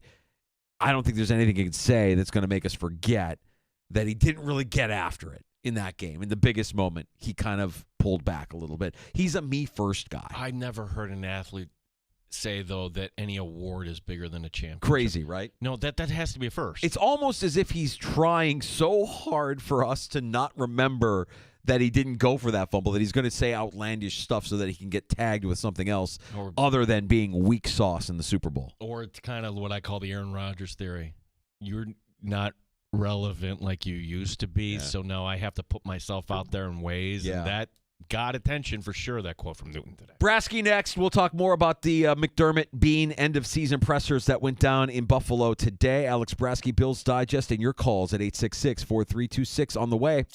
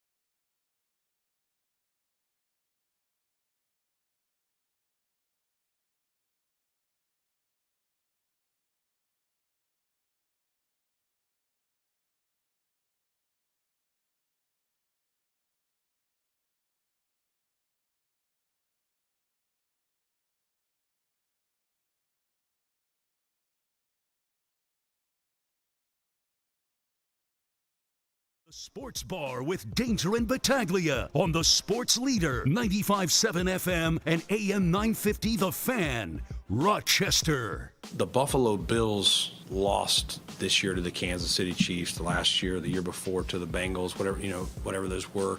And so we as an organization, again, blame me. Like there's things I could have done better to help Josh Allen more or to help Sean McDermott more. Brandon Beane, Sean McDermott, each taking time out with the media today, their end-of-season press conferences. Lots to unpack from their words, and we welcome in Alex Brasky, Bills Digest, and the Batavia Daily News to do just that. Were you surprised that Beane gave you as much time as he did? I mean, he's not ducking questions. He's not ducking the media, that's for sure. No, and thanks for having me, guys. It's kind of a somber end to the season for sure. Was hoping to wrap things in New Orleans, but hey, we'll wrap things in Orchard Park this afternoon. I wasn't totally shocked. Beane usually is very gracious with his time, and in fact, the communications director, I'm not sure if I got his title correctly, Derek Boyko, came out before his presser and actually told us Beane is in no rush, so no need to shout over one another and whatnot, as is typically the case in these media press conferences. He's always very gracious with his time. He doesn't talk to the media very often, and I think it's kind of therapeutic for him as well to get a lot off his chest. So, Alex, he didn't zero on any one particular position or any – I mean, pretty much everything was general, correct? Yeah, as is typically the case in these circumstances, they don't like to reveal their hand or dive too deep into the rabbit hole. The season did just end as of Sunday, so not that much time to really dissect everything that went on. But he went into some topics, talked about what the team needs to do moving forward, was pressed with plenty of tough questions, and also reflected on the game against the Kansas City Chiefs and whether or not he believes this team can get over the hump. And really the phrase that he continued to use, he and Sean McDermott, are they're going to keep kicking the door, and they believe if they keep kicking the door, that door will eventually open for this team to the Super Bowl. When you hear them both say that they're not going to make any rash decisions, I agree with that. I don't think it's a rash decision, though, to move on from Matthew Smiley, given the year that the Bills had on special teams. Are you surprised that Sean McDermott gave him the vote of confidence today? I want to kind of answer that on both sides. I am surprised in the way that the special teams has been underperforming for multiple years now, and I think the calls for Matthew Smiley's dismissal somewhat warranted. The big plays that they've continued to give up have cost the Bills time and again. You saw it once again rear its ugly head against the Kansas City Chiefs. But on the other side of the coin, Sean McDermott is an accountability-first head coach, and he's now fired his offensive coordinator last year before, kind of parted ways with his defensive coordinator. I know that was seemingly mutual between he and Leslie Frazier, but I think that when a season ends the way that it does, Sean McDermott is going to be the first to put the accountability on himself, and I think letting go of the special teams coordinator kind of strays away from that philosophy, and in that sense, I'm not as surprised, but I thought Smiley and the special teams performance this season certainly warranted at least a conversation about his job this offseason. Alex Brasky, Batavia Daily News, Bills Digest, our guest. Going back to Brandon Beane and some of the comments again, and there's a lot there that we can kind of come over, but he did mention kind of in passing taking care of some of the guys here. And Alex, last year we saw Spencer Brown get a contract before hitting free agency, and then Spencer Brown backs that up with having a fantastic year. And you've got a lot of younger guys. What should be the expectation? Who might be some of those guys that could perhaps be locked up before they hit free agency? Yeah, you mentioned those guys, Khalil Shakir, Terrell Bernard, James Cook. I'll start with James Cook. The way that Sean McDermott, and I know that we're talking about Brandon Beane, and I don't want to get too far into this conversation, but the way that Sean McDermott talked about James Cook this afternoon, I'm not sure I've ever heard him speak so glowingly about a player especially in a postseason press conference. He said the way that James Cook was playing in that Chiefs game, it was like he was on missile lock, and I think he also used the phrase on another stratosphere, or in another stratosphere, I think it was. So I think Cook could be certainly extension eligible. I know that in the past, this team hasn't valued the running back position. Really, the entire league hasn't valued the running back position. It is kind of, the tide is turning in that regard in recent seasons. You look at what Saquon Barkley has done, Aaron Jones has done. So plenty of players have gone on and proven their worth at the running back position. And if you look at this offense, there's not a lot of difference makers. Khalil Shakir, another player who I think should be up for an extension sooner rather than later. But I think it starts with James Cook. You have to find a way to bring difference makers back to this offense that you saw in that Kansas City Chiefs game is lacking difference makers. So I think Cook, Shakir, Terrell Bernard, your middle linebacker, obviously, and then you have to start thinking about Christian Benford and Greg Rousseau, who I think is a little bit more debatable, especially considering how he continues to come up small in these big games as he did against the Chiefs. The Cook thing is interesting because I remember bringing it up in the middle of the season and thinking to myself, this guy's a star. He's having an unbelievable year, and if you want to keep him as a Buffalo Bill, you're going to have to pay him sooner rather than later. Do you think if they do extend James Cook, it's just a matter of, hey, it's not going to get any cheaper to keep this guy on this roster. We should do it now before he gets out of this price range or this window of this price range that we would want to pay at that position?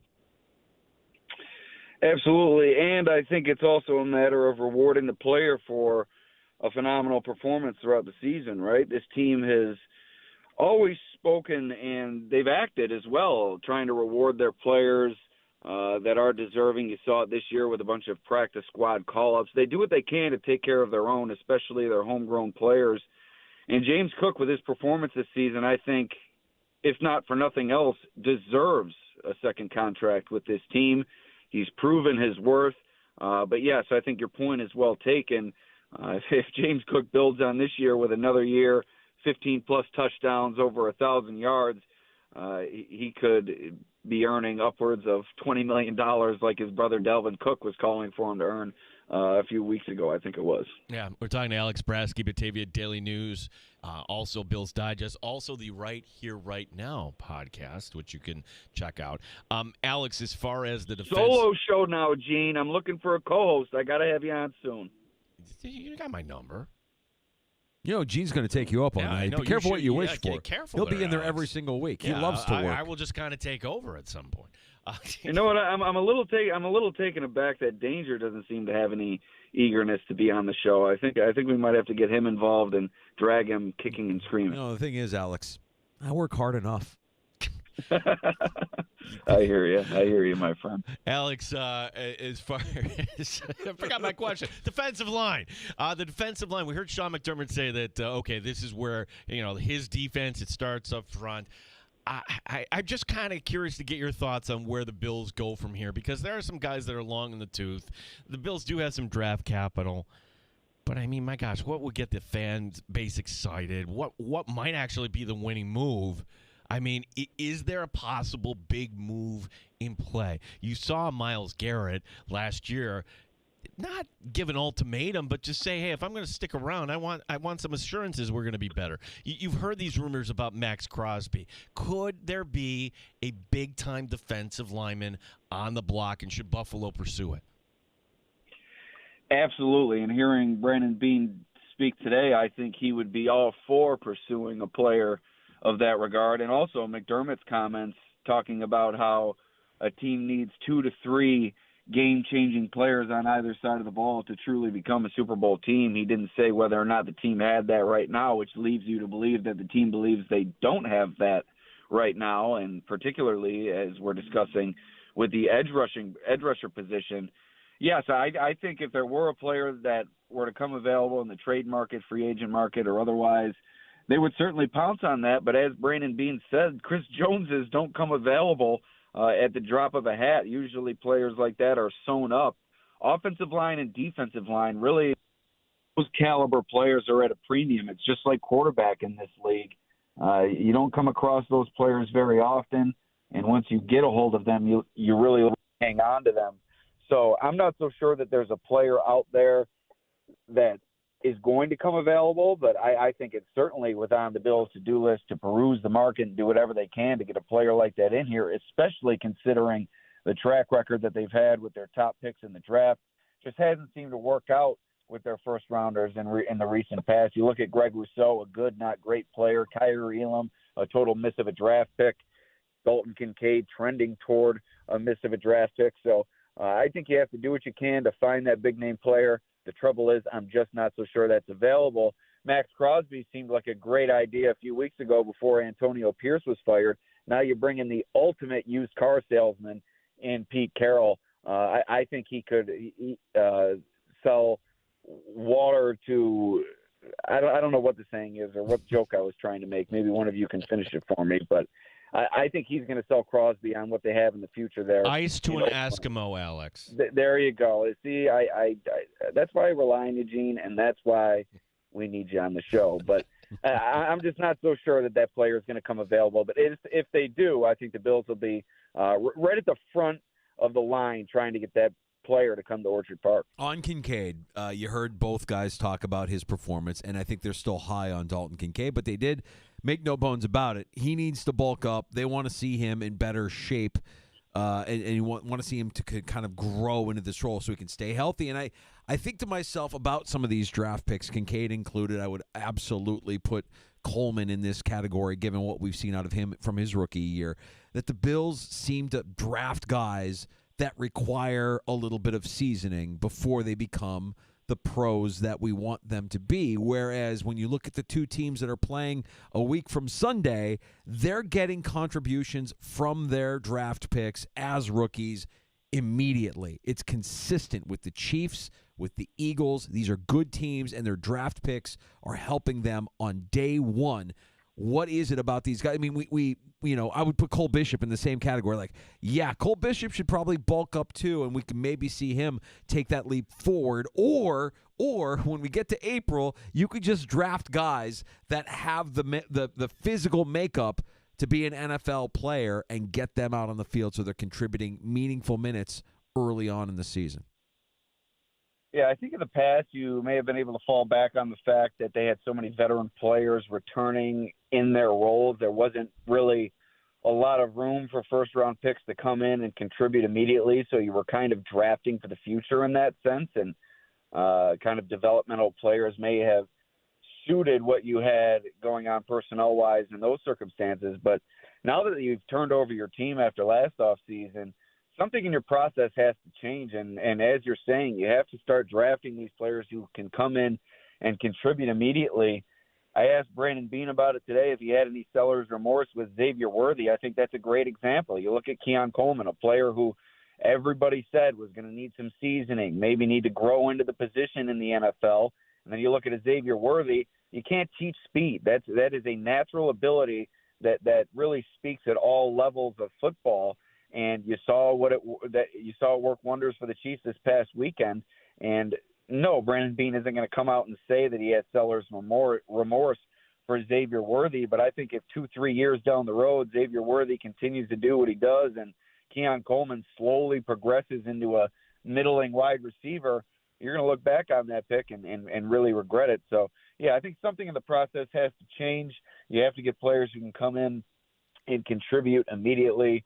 This is a team on the cusp and missing a few pieces and not making those critical plays in those critical moments, and you need those big-time players to do so. Alex, there was the quote from Beane on Keon Coleman talking about he didn't see him as the same player coming back after the injury. Would you agree with that? Absolutely. I don't know how you couldn't agree with that. It was clear to see simply in his confidence, I think. I think his confidence really built throughout the preseason and early in the year, whereas leading into, I think it was that Seahawks game, and I think Brandon Beane talked about it, how dominant he was in that game. And then the injury happens, and I'm not sure what it was or what Beane was alluding to, but it's sometimes tough for a young player to work themselves back into the swing of things, especially when You spent so many weeks and months doing so with your new team, ingratiating yourself into the offense, building that confidence and that rapport with your quarterback, and then you're out for a few weeks, and you really don't know how to reset yourself sometimes, and I think that's what Coleman experienced this year. And he is only 21 years old. He's a young player in this league, and I think what Bean said rang true. I think that he will learn from this, but it certainly was alarming to see that he was on such an upward trajectory before the injury and just wasn't able to recreate that after he came back. Alex, when you're Brandon Bean and you're looking at your offseason checklist, where do you prioritize extending Josh Allen? I think, obviously, he's your franchise quarterback, your best player. Anything to do with Josh Allen needs to be at the front of your mind. I don't think he's going to play this season for, what is it, $14 million? Is that what it is? Yeah. Yeah, I don't think he's going to play this upcoming season for $14 million. And you want to get ahead of the quarterback market if you can, like you alluded to with James Cook earlier. You really want to do that with the quarterback market if you can. We see these guys' numbers going up and up each and every season.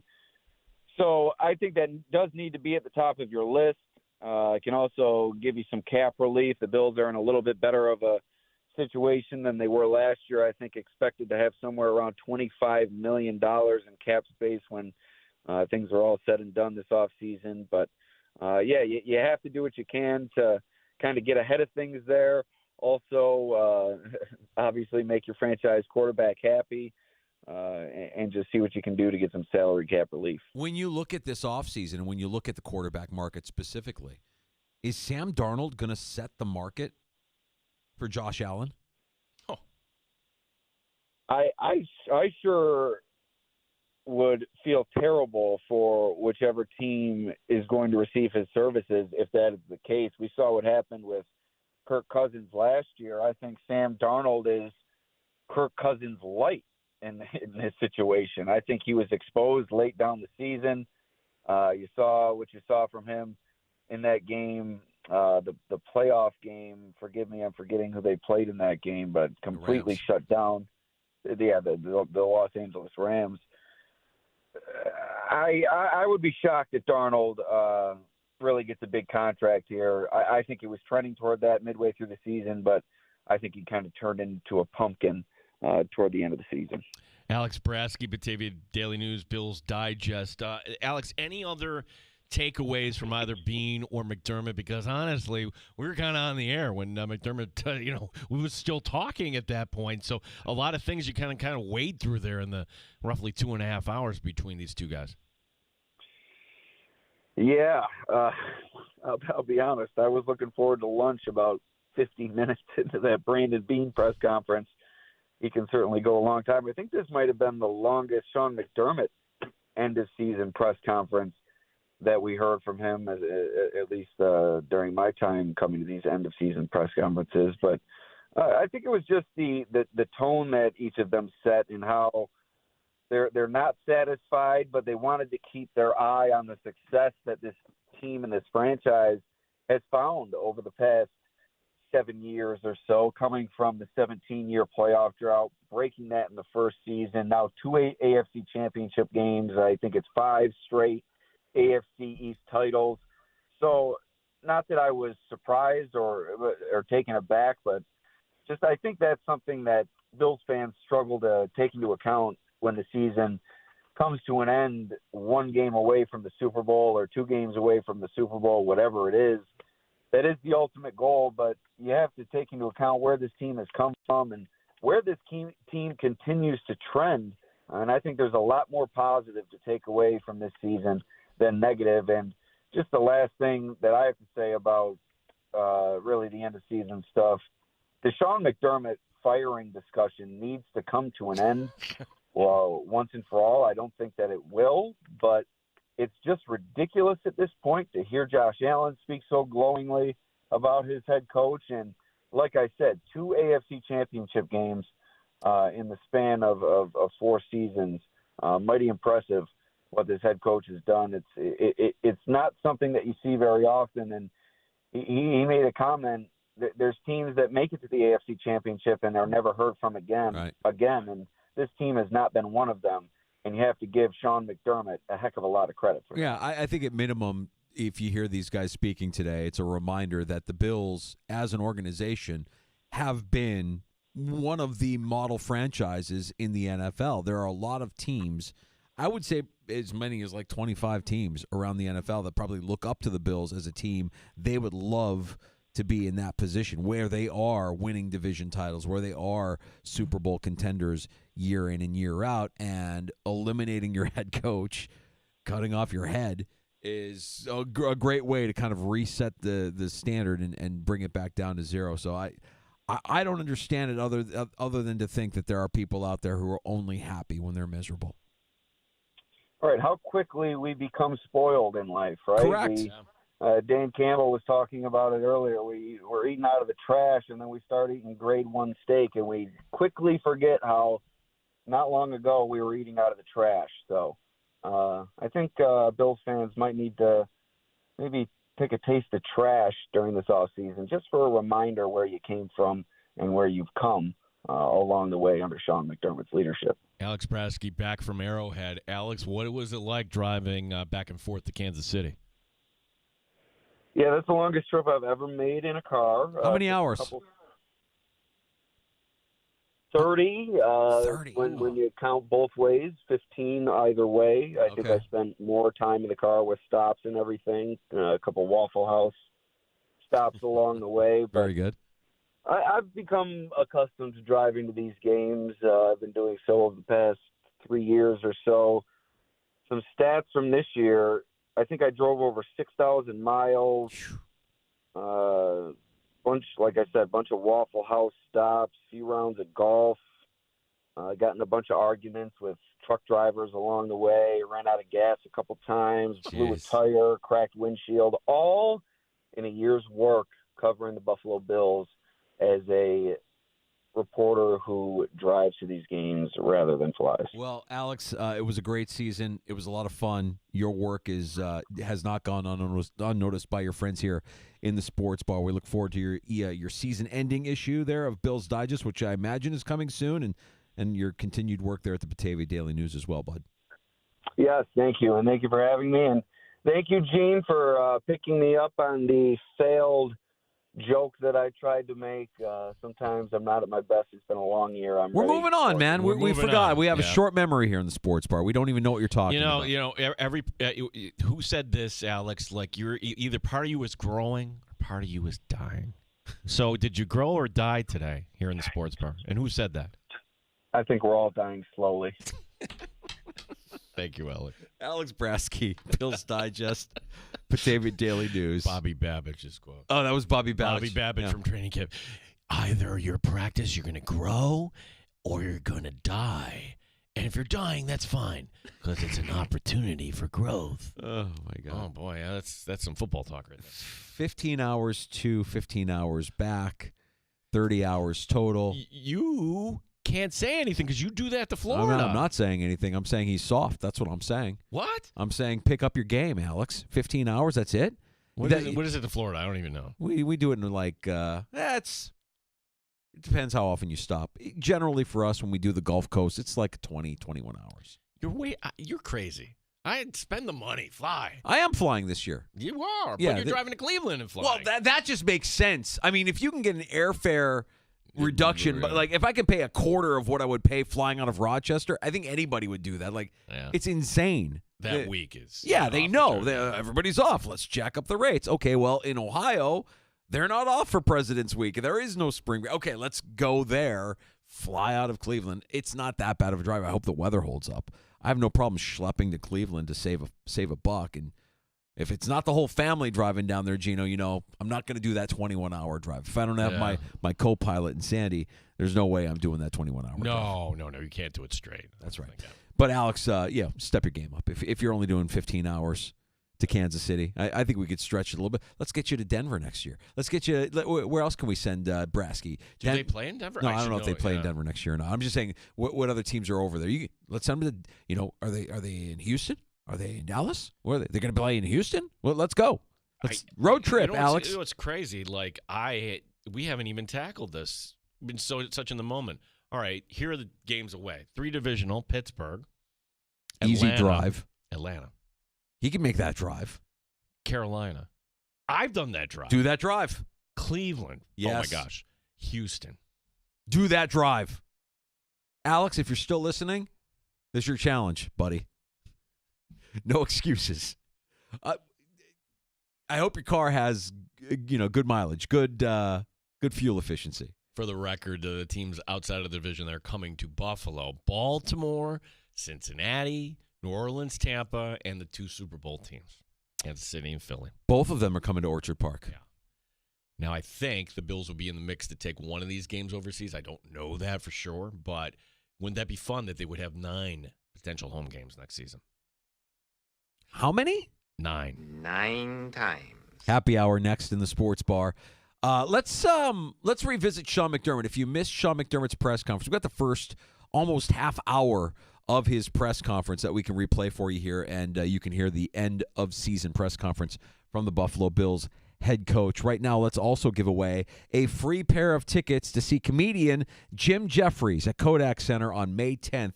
Tickets are on sale right now. You can get them at Ticketmaster.com, or you can win them for free if you're caller 5 at 585-866-4FAN.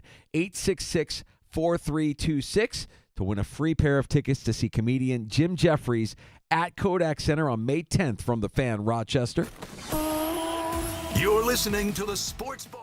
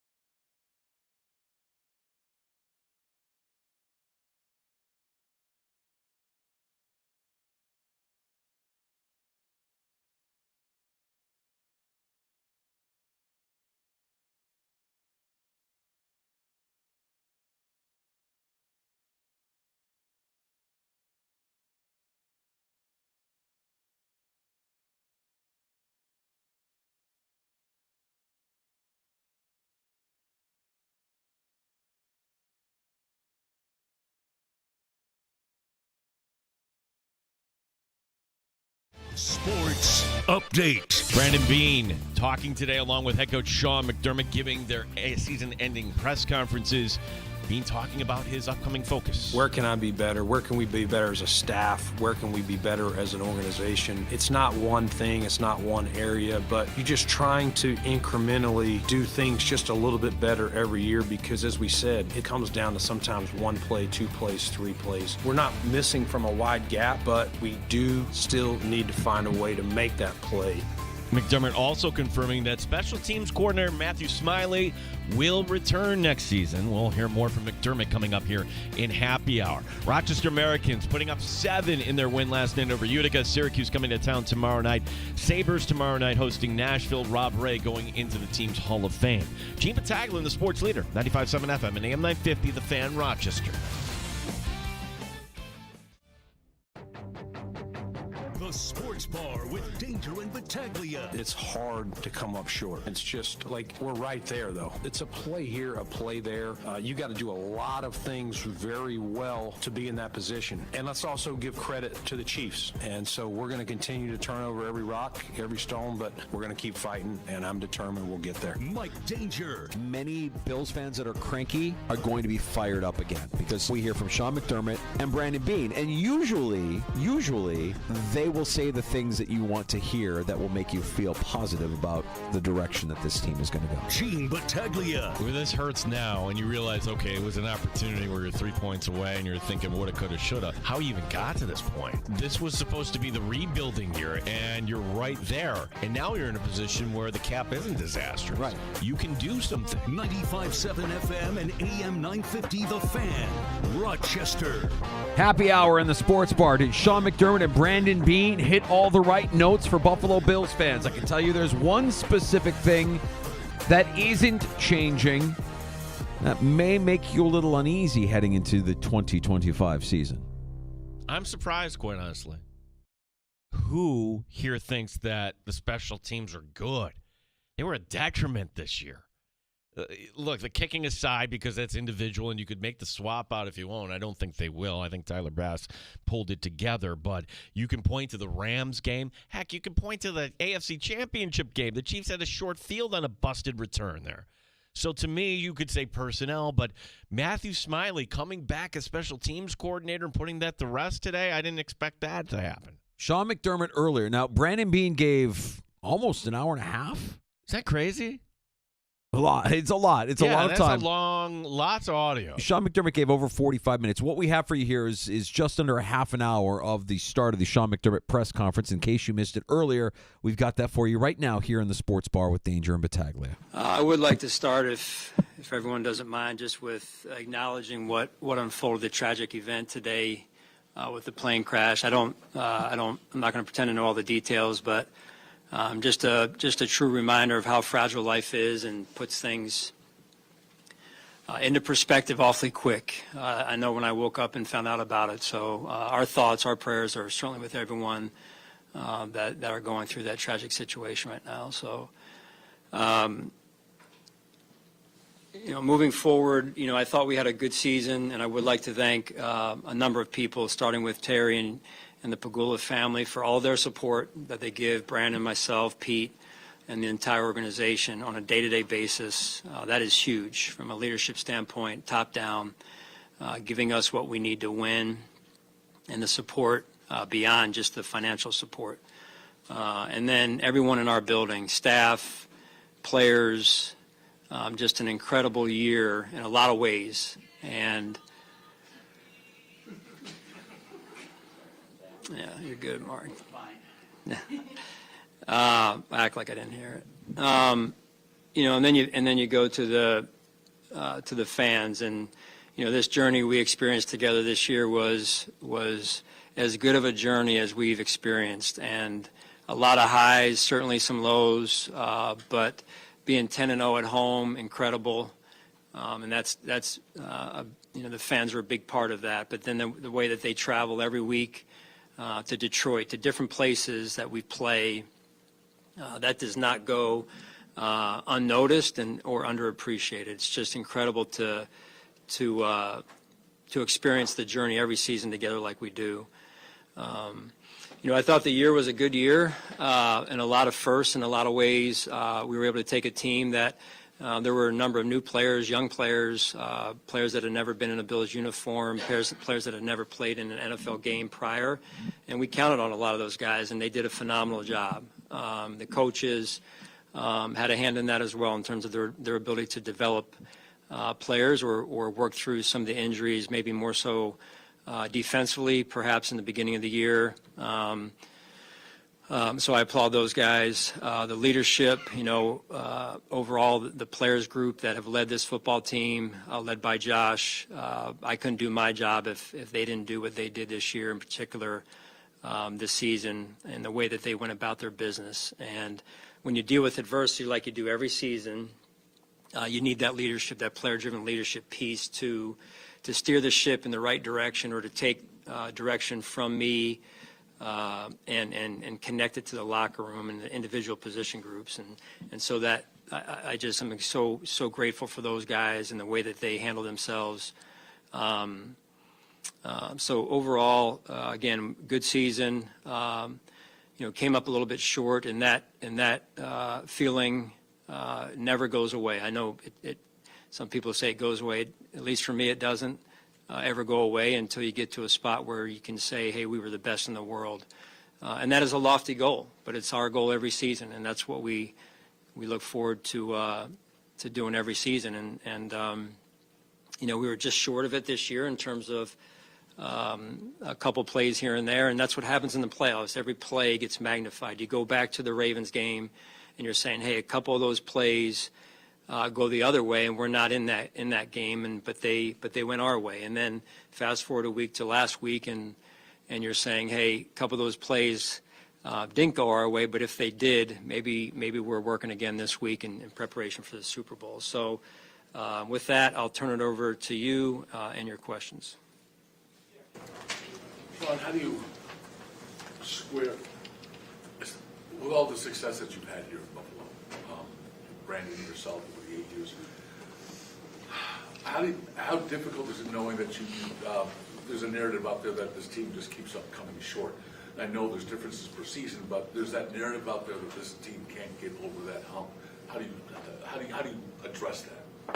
Well, until you get over the hump, right? There's always going to be a hump. Where's the hump start, though, right? Or where's it end, right?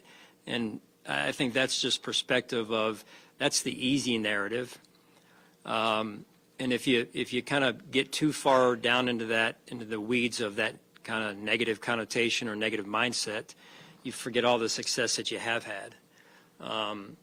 However, no one in this building, myself included, is comfortable or content with where we're at.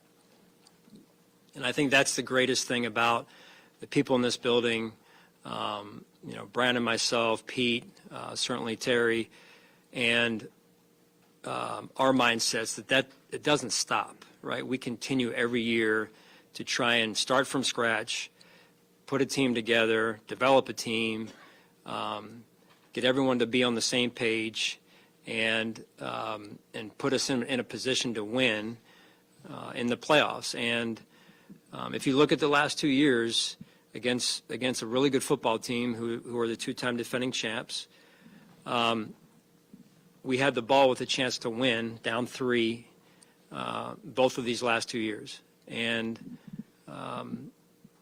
it didn't happen. So I don't think there's any consolations in that, but perspective is important as it relates to, where we're at as a team, where we're at as an organization, and then are we giving ourselves a chance to win? Are we putting ourselves in position? And we were in a position, however we got there the last 2 years, to be in a position to win those games. And I think that's part of what we have to look at also, quite frankly, is on the last drive of the game, we came up short. And figuring out why, right? When we have the ball in a position to tie or win the game, we weren't able to get it done. And so now getting into the weeds on it, defensively we have to perform better than we did, and that's real. And so, there's a lot that you look at. I'm sure we'll get into it. But I would say that we're very aware of where we are in place and time and where our team is. It doesn't mean you start there next season, but you certainly you feel good about the day-to-day and our methodology of what we're doing. Does that mean that you feel completely comfortable with where we're at and where we want to get to? No, not at all. And then I start with myself and saying, right after the game, what could I have done better, right? And then you go into what I'm mostly responsible for, our coaching staff. What can we do better? And then we get into the different areas that have to all pair up to win at that level, right? And so, that's really kind of the progression. But overall, you don't want to lose sight of the success we have experienced, knowing that we've won some big games. It's not, I mean, you tell me what isn't a big game in the NFL anymore, right, week to week, but we go in this year, we beat a Super Bowl winning coach in Sean Payton and the Denver Broncos, who are a good football team, and do the same with the Baltimore Ravens, coached by John Harbaugh, who's also won a Super Bowl. So there's a lot of success in a lot of big games. What's left is to go win a world championship, which is a lofty goal, but one that we pursue relentlessly. If I may, just to flip that question around then, given what you said and knowing the successes that you've had, what gives you the belief, the confidence in knowing that the way you do things here will get you over that hump? Where do you want to start?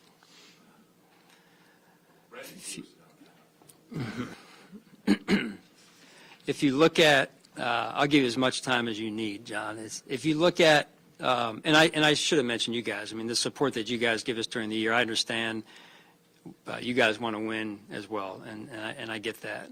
So I appreciate you guys as well for your support and all the stories you put out there, not even just about football, but about what happens off the field. So your question was about the belief that we can do that. I mean, if number one, you got to believe in yourself if you want to accomplish anything, right? So the self-belief is huge. If you want to be a great reporter, I'm sure it's the same way, right? If you want to be a great, football coach, player, what have you, it's got to start with a certain level of self-belief. After that, it gets into, hey, the people you have around you. I'm extremely confident the people that are behind me and behind these walls. And then you look at what have we been able to do. So what usually, some semblance of history is a pretty good indicator of what could happen in the future. One of the things we've been able to do is not only the 17-year drought, but we got that turned around the first year. And listen, that is what it is. It's to me somewhat in the past, and I'll never forget it, the experience. But we have to continue to look forward and say, hey, what have we done? One of the things we've been able to do, I feel like, is sustain success, which is very difficult to do. There's a lot of teams that get to the AFC Championship game, let's say, but they're never to be heard from again. And I don't know how, what the narrative is around those teams. You probably can't say they come up short because they're never there again. So I'd rather be in the position we're in, where we're continually knocking on the door.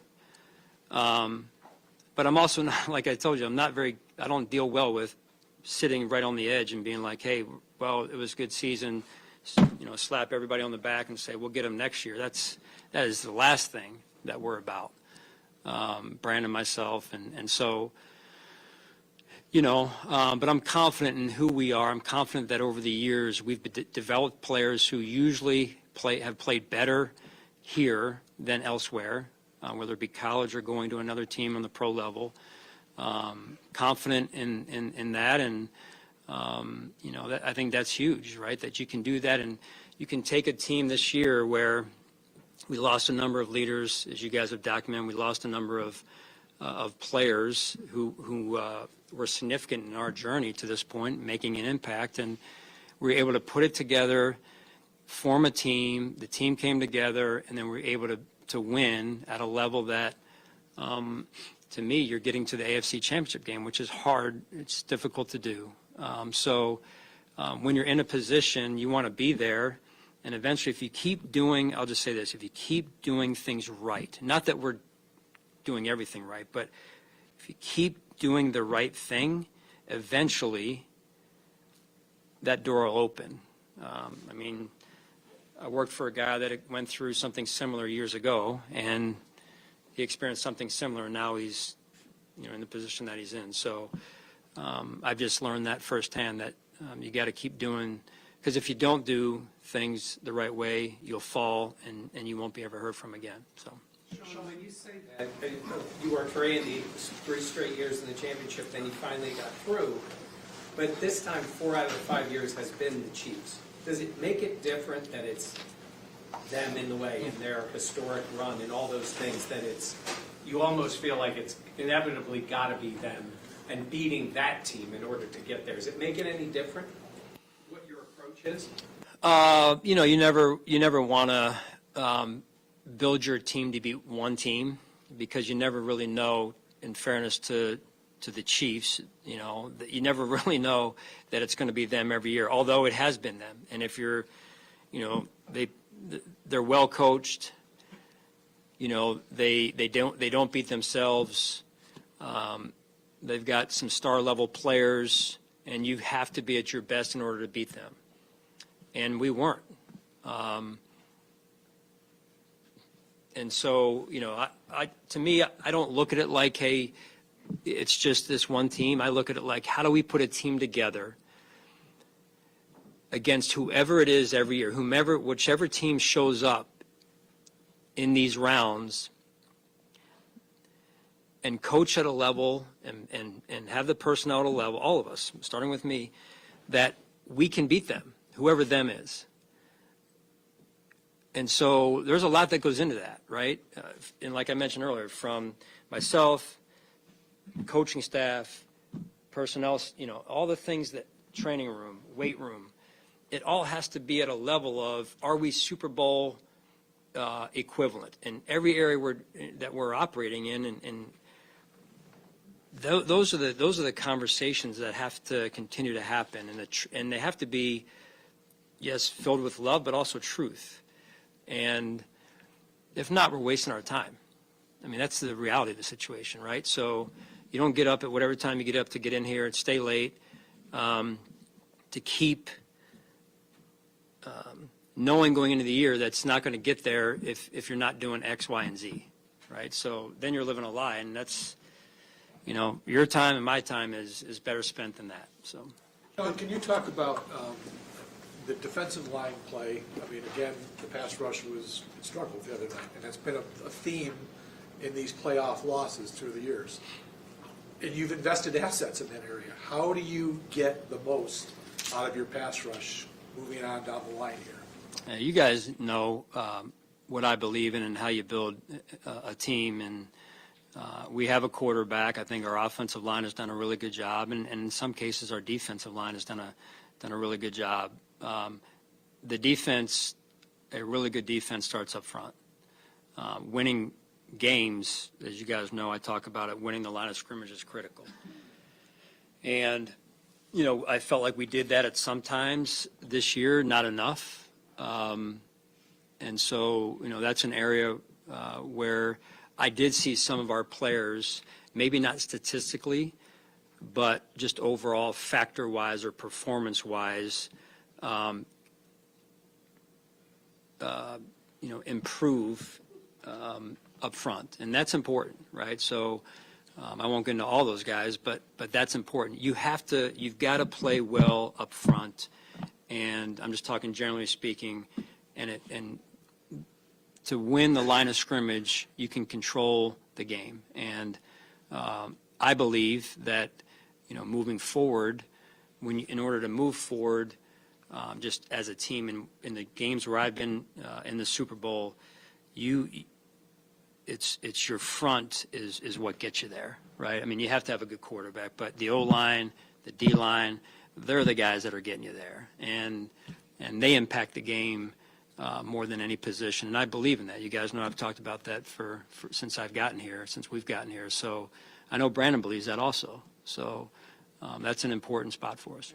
If I could follow on that, do you need to get bigger on that defensive line, especially at, obviously, tackle? Yeah, I mean, we'll look at everything. How do you, I believe we have some good players and pieces, and it's how we add around those guys, Sal, to complement who they are and what they do already, as we look into the free agency period and the draft as well. Brandon talked a little bit about this. Like Chris Joneses they're just not floating out there, right? Like game-wrecking players. There's maybe 2 or 3 of those in the league. We saw what Will Anderson did the week before against Kansas City. How do you guys go about finding that player? In your eyes, do you need that player, somebody that can kind of change the math a little bit on that side of the ball against some of these, especially not just Pat, but all of these quarterbacks, Joe Burrow, and the list goes on. Yeah, the AFC, I'll just speak for the AFC. I certainly know that better than I know the NFC. I mean, the AFC is just loaded with really good quarterbacks, really good coaches, and so the short answer is they are hard to find, like Brandon said. You do need difference makers, and again, in my experience, you need 2 to 3 on each side of the ball that are difference makers like that. I'm not suggesting we have them, don't have them. I'm just saying that if you're just saying, hey, what gets a team to the Super Bowl, philosophically for me, that's you look at it, you study it, you've got about 2 to 3 at least on each side of the ball that are top 1 to 3, 1 to 5 at their position. That's real.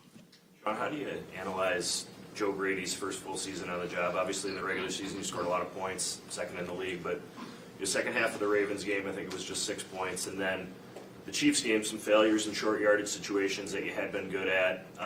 That fourth down at the end there, the play isn't made.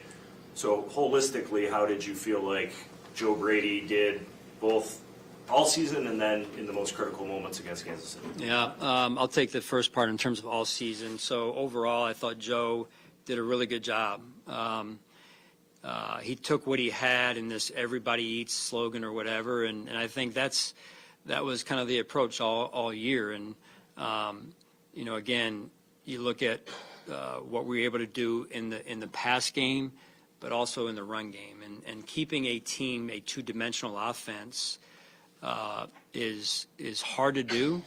I thought Joe did a really effective job with doing that throughout the course of the year, and not really knowing or the opponent knowing who to try and take away. So I think as a coach, just in general, when you can do that and take what you have, learn the strengths of your team, in this case the offense, and then use those strengths to form a good system year to year, I think that's a sign of a good football coach, or a good coach overall. Specific to the Kansas City game, I thought we made some big time plays. I thought we moved the ball. In fact, I think we outgained them. I don't know, can't remember quite the numbers, but there were some plays that I know Joe wants back, like I do, in any game. And so, and some of those are, you're talking about, in this case, 2-point play from the 1 yard line, right? That turned out to be a very big play in the game. The next 2-point play did as well, right? The 6 inches of a 4th and 1. That's how razor thin the margins are in these games. And it's just, to me, I don't like it, but it's fascinating to me because of the level of detail you have to win a game like that against a team like we were going against. And I know Joe and for sure myself, we don't run from that, right? That level of detail, that level of execution, the last drive. Why did it go the way it did, right? If you look at the last drive, Josh scrambles, I think, for the first down. The very next play, I think we tried to screen and go to a screen pump to get the ball down the field a little bit more. Our level of execution was not high enough. The next play, I think, was, help me out here, batted down by number 90. So a defensive lineman made a big play in a big moment of the game, right, where Curtis was coming open in a potential runaway, I think, from Reed, right? The next play was a check screen against a zero blitz, and we're this close. Karlaftis makes the play on the edge, just in a heck of a retrace effort, right? the last play was the last play. And so, again, I keep going back over those plays in my mind, along with others, of that's the level of detail, that's the level of execution, so on and so forth. And I know Joe does as well, and the whole offensive staff. But overall, Joe's wired the right way. I thought he did a really good job taking what he had in terms of finding the strengths of the players, connecting with them as people, keeping us on a pretty good path all season long, which was hard to do when you go through some ups and downs and whatnot. Sean, to stick with coaching for a second, how do you evaluate the job that Matthew Smiley did this season, and what's your level of confidence in him? Yeah, Matthew's done a nice job. But listen, I know there's plays that have come up, and I know he doesn't feel great about them, nor do I. Those are learning pieces for a coach in his position. And one of the things that's interesting about a special teams coach or the position that they occupy is when you get some injuries like we had in particular on the defensive side, unfortunately. We kind of started with them, they stayed with us, and they kind of disappeared a little bit towards the back quarter of the season. They reappeared. But usually the special teams coaches feel the cumulative effect, because what happens is the special teams players get split up into defensive roles, and then they are left with, hey, what's left in terms of how I can formulate a group to go out there and play effectively. So all that being said, I'm confident that Coach Smiley is going to learn from those situations and plays that came up this year, and he knows we can't give up some of those plays that we gave up, and we have to be better. Okay, I think that's a good place to kind of cut off the Sean McDermott press conference from earlier today. Yes.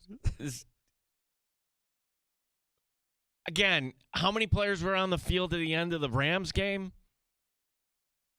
What was Codrington doing at the end of the Rams game? Can we count to 11? When you get to the postseason, everybody on the 53 should be knowing their assignments, and the Chiefs blow right by you for a big return. Yeah. I'm sorry, I'm not going to buy that's true for every team, that, hey, these guys, this is not their primary job. Well, maybe it kind of improves danger next year where some of these guys are coming back. But I'm just going to make this suggestion, and this was, roundly applauded last year. Hey, 2 team captains. Yeah. Josh Allen, absolutely for offense. Terrell Bernard, great choice. What about the other third of the game? You need a special teams captain. Yeah. Have somebody put their name on it and get everybody. Yeah, I would nominate Matt Collins if he returns, and if he doesn't, Tyler Bass isn't going anywhere right now.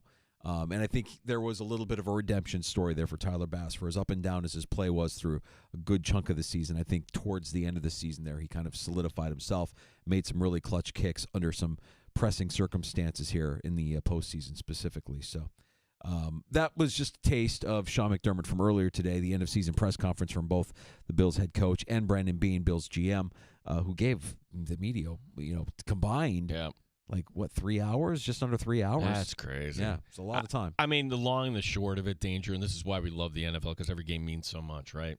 One of the reasons we love betting being another. Get the number 1 seed.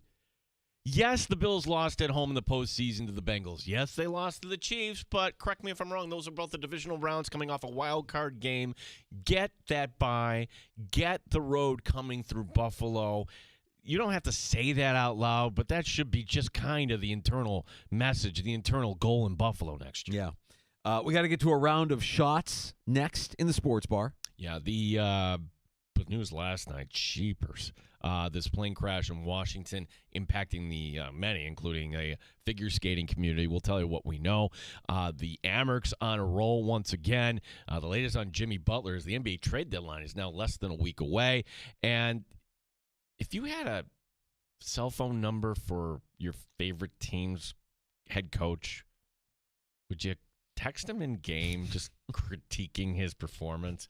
This actually happened in college basketball. Okay, we'll get into that. A round of shots. Oh, we should also mention in a round of shots a very familiar special teams player in the NFL. Yes. finds himself in some hot water today. We'll talk about what's going on with Justin Tucker and the Baltimore Ravens. Shots on the way next. First, let's give away another free pair of tickets to see Train with special guest Edwin McCain. That's August 8th at CMAC, courtesy of the Bowery Presents. Right now, caller 5 wins those tickets. 866-4FAN, 866-4326. Tickets for Train and Edwin McCain go on sale tomorrow at 10 a.m. Ticketmaster.com. Win them for free before you can buy them now. If you're caller 5, 585-866-4FAN, 866-4326. You're listening to the Sports Bar with Danger and Battaglia.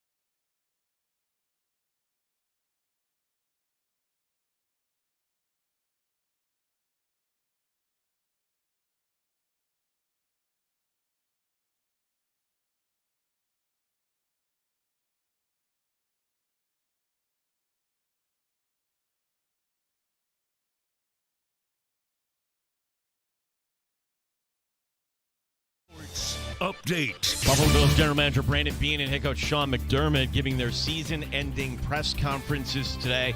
Over 2.5 hours total talking Bills football. Beane talking about that the team need a number one wide receiver. So we'll continue that. We're going to look for the best players we can get. It doesn't mean, okay, we didn't have a true number one, so we don't want that. No, we still want good players, but we'll always want it to be as selfless of a group as as possible. McDermott also confirming that special teams coordinator Matthew Smiley will return next season. Amerks hosting Syracuse tomorrow night. The Buffalo Sabres taking on Nashville tomorrow night. It will mark the induction to Rob Ray into the Buffalo Sabre Hall of Fame. Gene Battaglia, the sports leader, 95.7 FM and AM 950, The Fan, Rochester.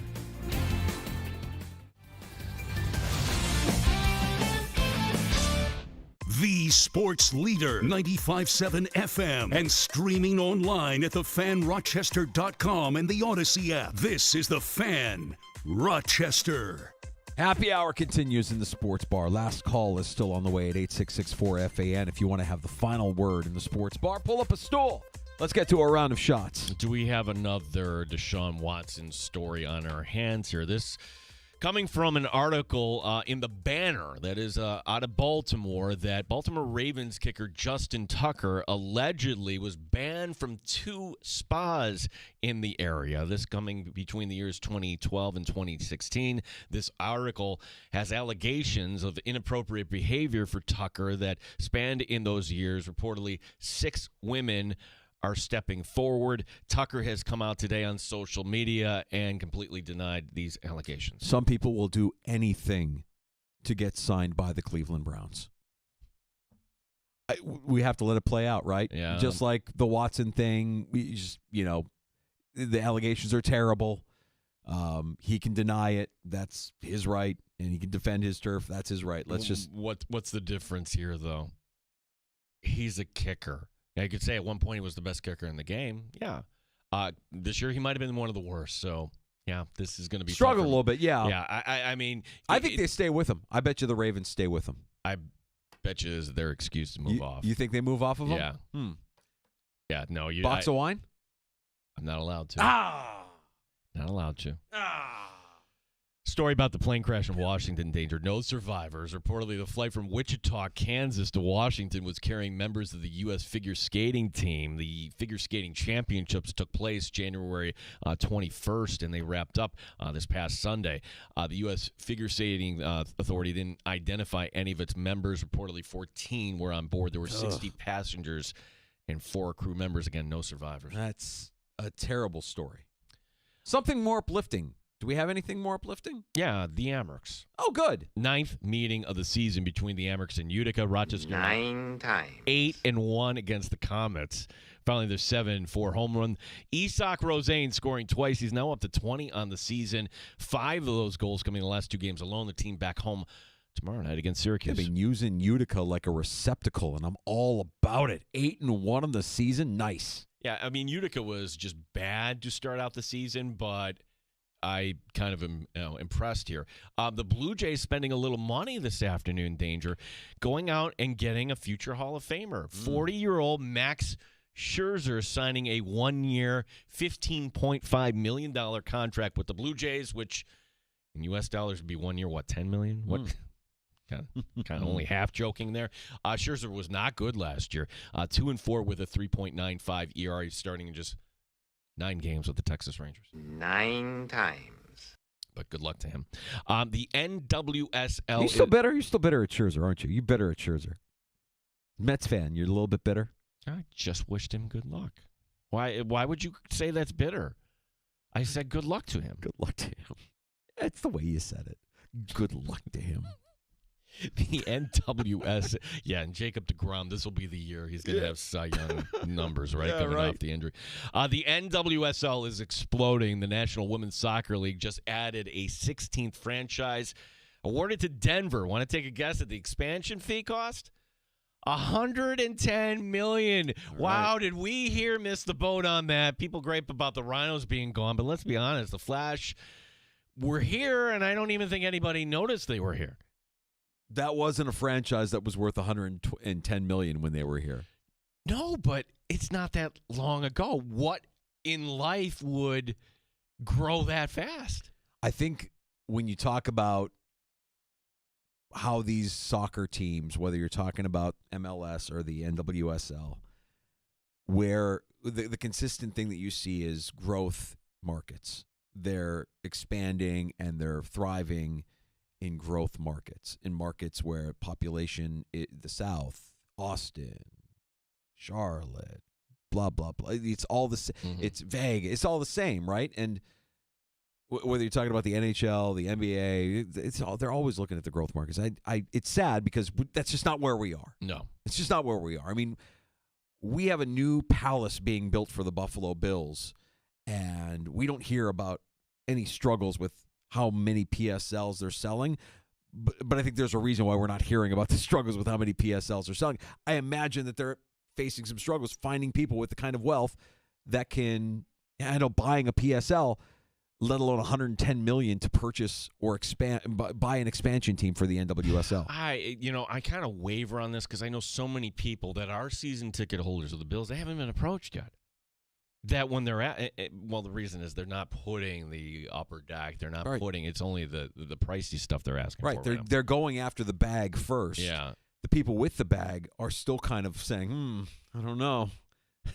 Do I want a second mortgage on my house? Let me think about this. Dude, we know somebody who said yes. Yeah, I know. And they haven't gotten to the age where you got to put your kids through college or help them out in some way. So Jimmy Butler wants a trade. That we do know, but now we know this. He's just not going to go anywhere. Of course not. According to Chris Mannix, Butler has 2 teams on his no-trade list. Want to take a guess? I would have thought Utah, because it's Utah. No, Memphis and Sacramento. Good luck to trying to figure out why. Perhaps to squelch these rumors of a Butler for Fox deal that has been kicked around. The NBA trade deadline coming up next Thursday at 3 p.m. Kind of tired of Jimmy Butler. Have Jimmy Butler fatigue. This guy's a head case. Just move on. Well, this kind of represents everything you don't like about the NBA, right? Sure. I mean, you do get it in the NFL, Antonio Brown and others, I suppose. And it sucks because when Jimmy Butler is on, he is so fun to watch. He willed his team to the NBA Finals. It's crazy, right? So you know the kind of player he was. I don't know that he's still that player, but I just hate these stories, and I just get fatigued. Oh, he's suspended. Oh, he's suspended again. Oh, no, he doesn't want to get it. It's like, okay. Let's get closure on the Jimmy Butler situation. Finally, Micah Shrewsbury. He's the head coach of Notre Dame basketball. He gets a text during the game. Somebody's got his phone? It's from a number he doesn't recognize. Uh-huh. This is what the text tells him. And I'm going to just abbreviate here as we're not allowed to say things. Ready? WTF am I watching? What is this S on offense? Your team is unorganized as hell. What and why are they paying you for? Oh, boy. Here's the kicker in this game. Notre Dame actually won by 3 points over Georgia Tech. I'm laughing at this, but it's kind of like if you're the person on the other end of this sending this, you got to check yourself. That's if you're doing it for amusement. Is that the only way you can get amusement by texting the coach the phone number that you maybe stumbled across, questioning how he's running his team, calling his team unorganized as hell? WTF am I watching? What a mess. I know there's somebody like, well, if I only had Coach McDermott's cell phone. Right. Well, you're going to text him during the game like he's going to have his cell phone, his iPhone. He's just going to pull it out of his sweats, start texting back to you. Yeah, probably not likely. Actually, that's not allowed on NFL sidelines. No cell phones. No, everything has to go through the headset. That's right.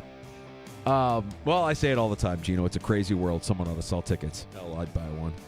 Love that. That's a round of shots. Tomorrow in the Sports Bar, we are back. Thor Nystrom will give us his recap of the Reese's Senior Bowl from Mobile, Alabama. That's coming up tomorrow afternoon at 3:25. We'll get your sports weekend started off right. And don't forget, we want to send you on the ultimate trip to Vegas. Air for 4 to Las Vegas. Stay at the Circa Resorts and Casino Las Vegas' premium sports viewing destination and the biggest March Hoops party at Stadium Swim. $5,000 for each of your guests, $20,000 total for the ultimate viewing experience for the first 2 rounds of the college basketball championships in March. Keep listening in the free-to-download Odyssey app for your chance to win in our national contest. You're listening to the Sports Bar with Danger and Batag.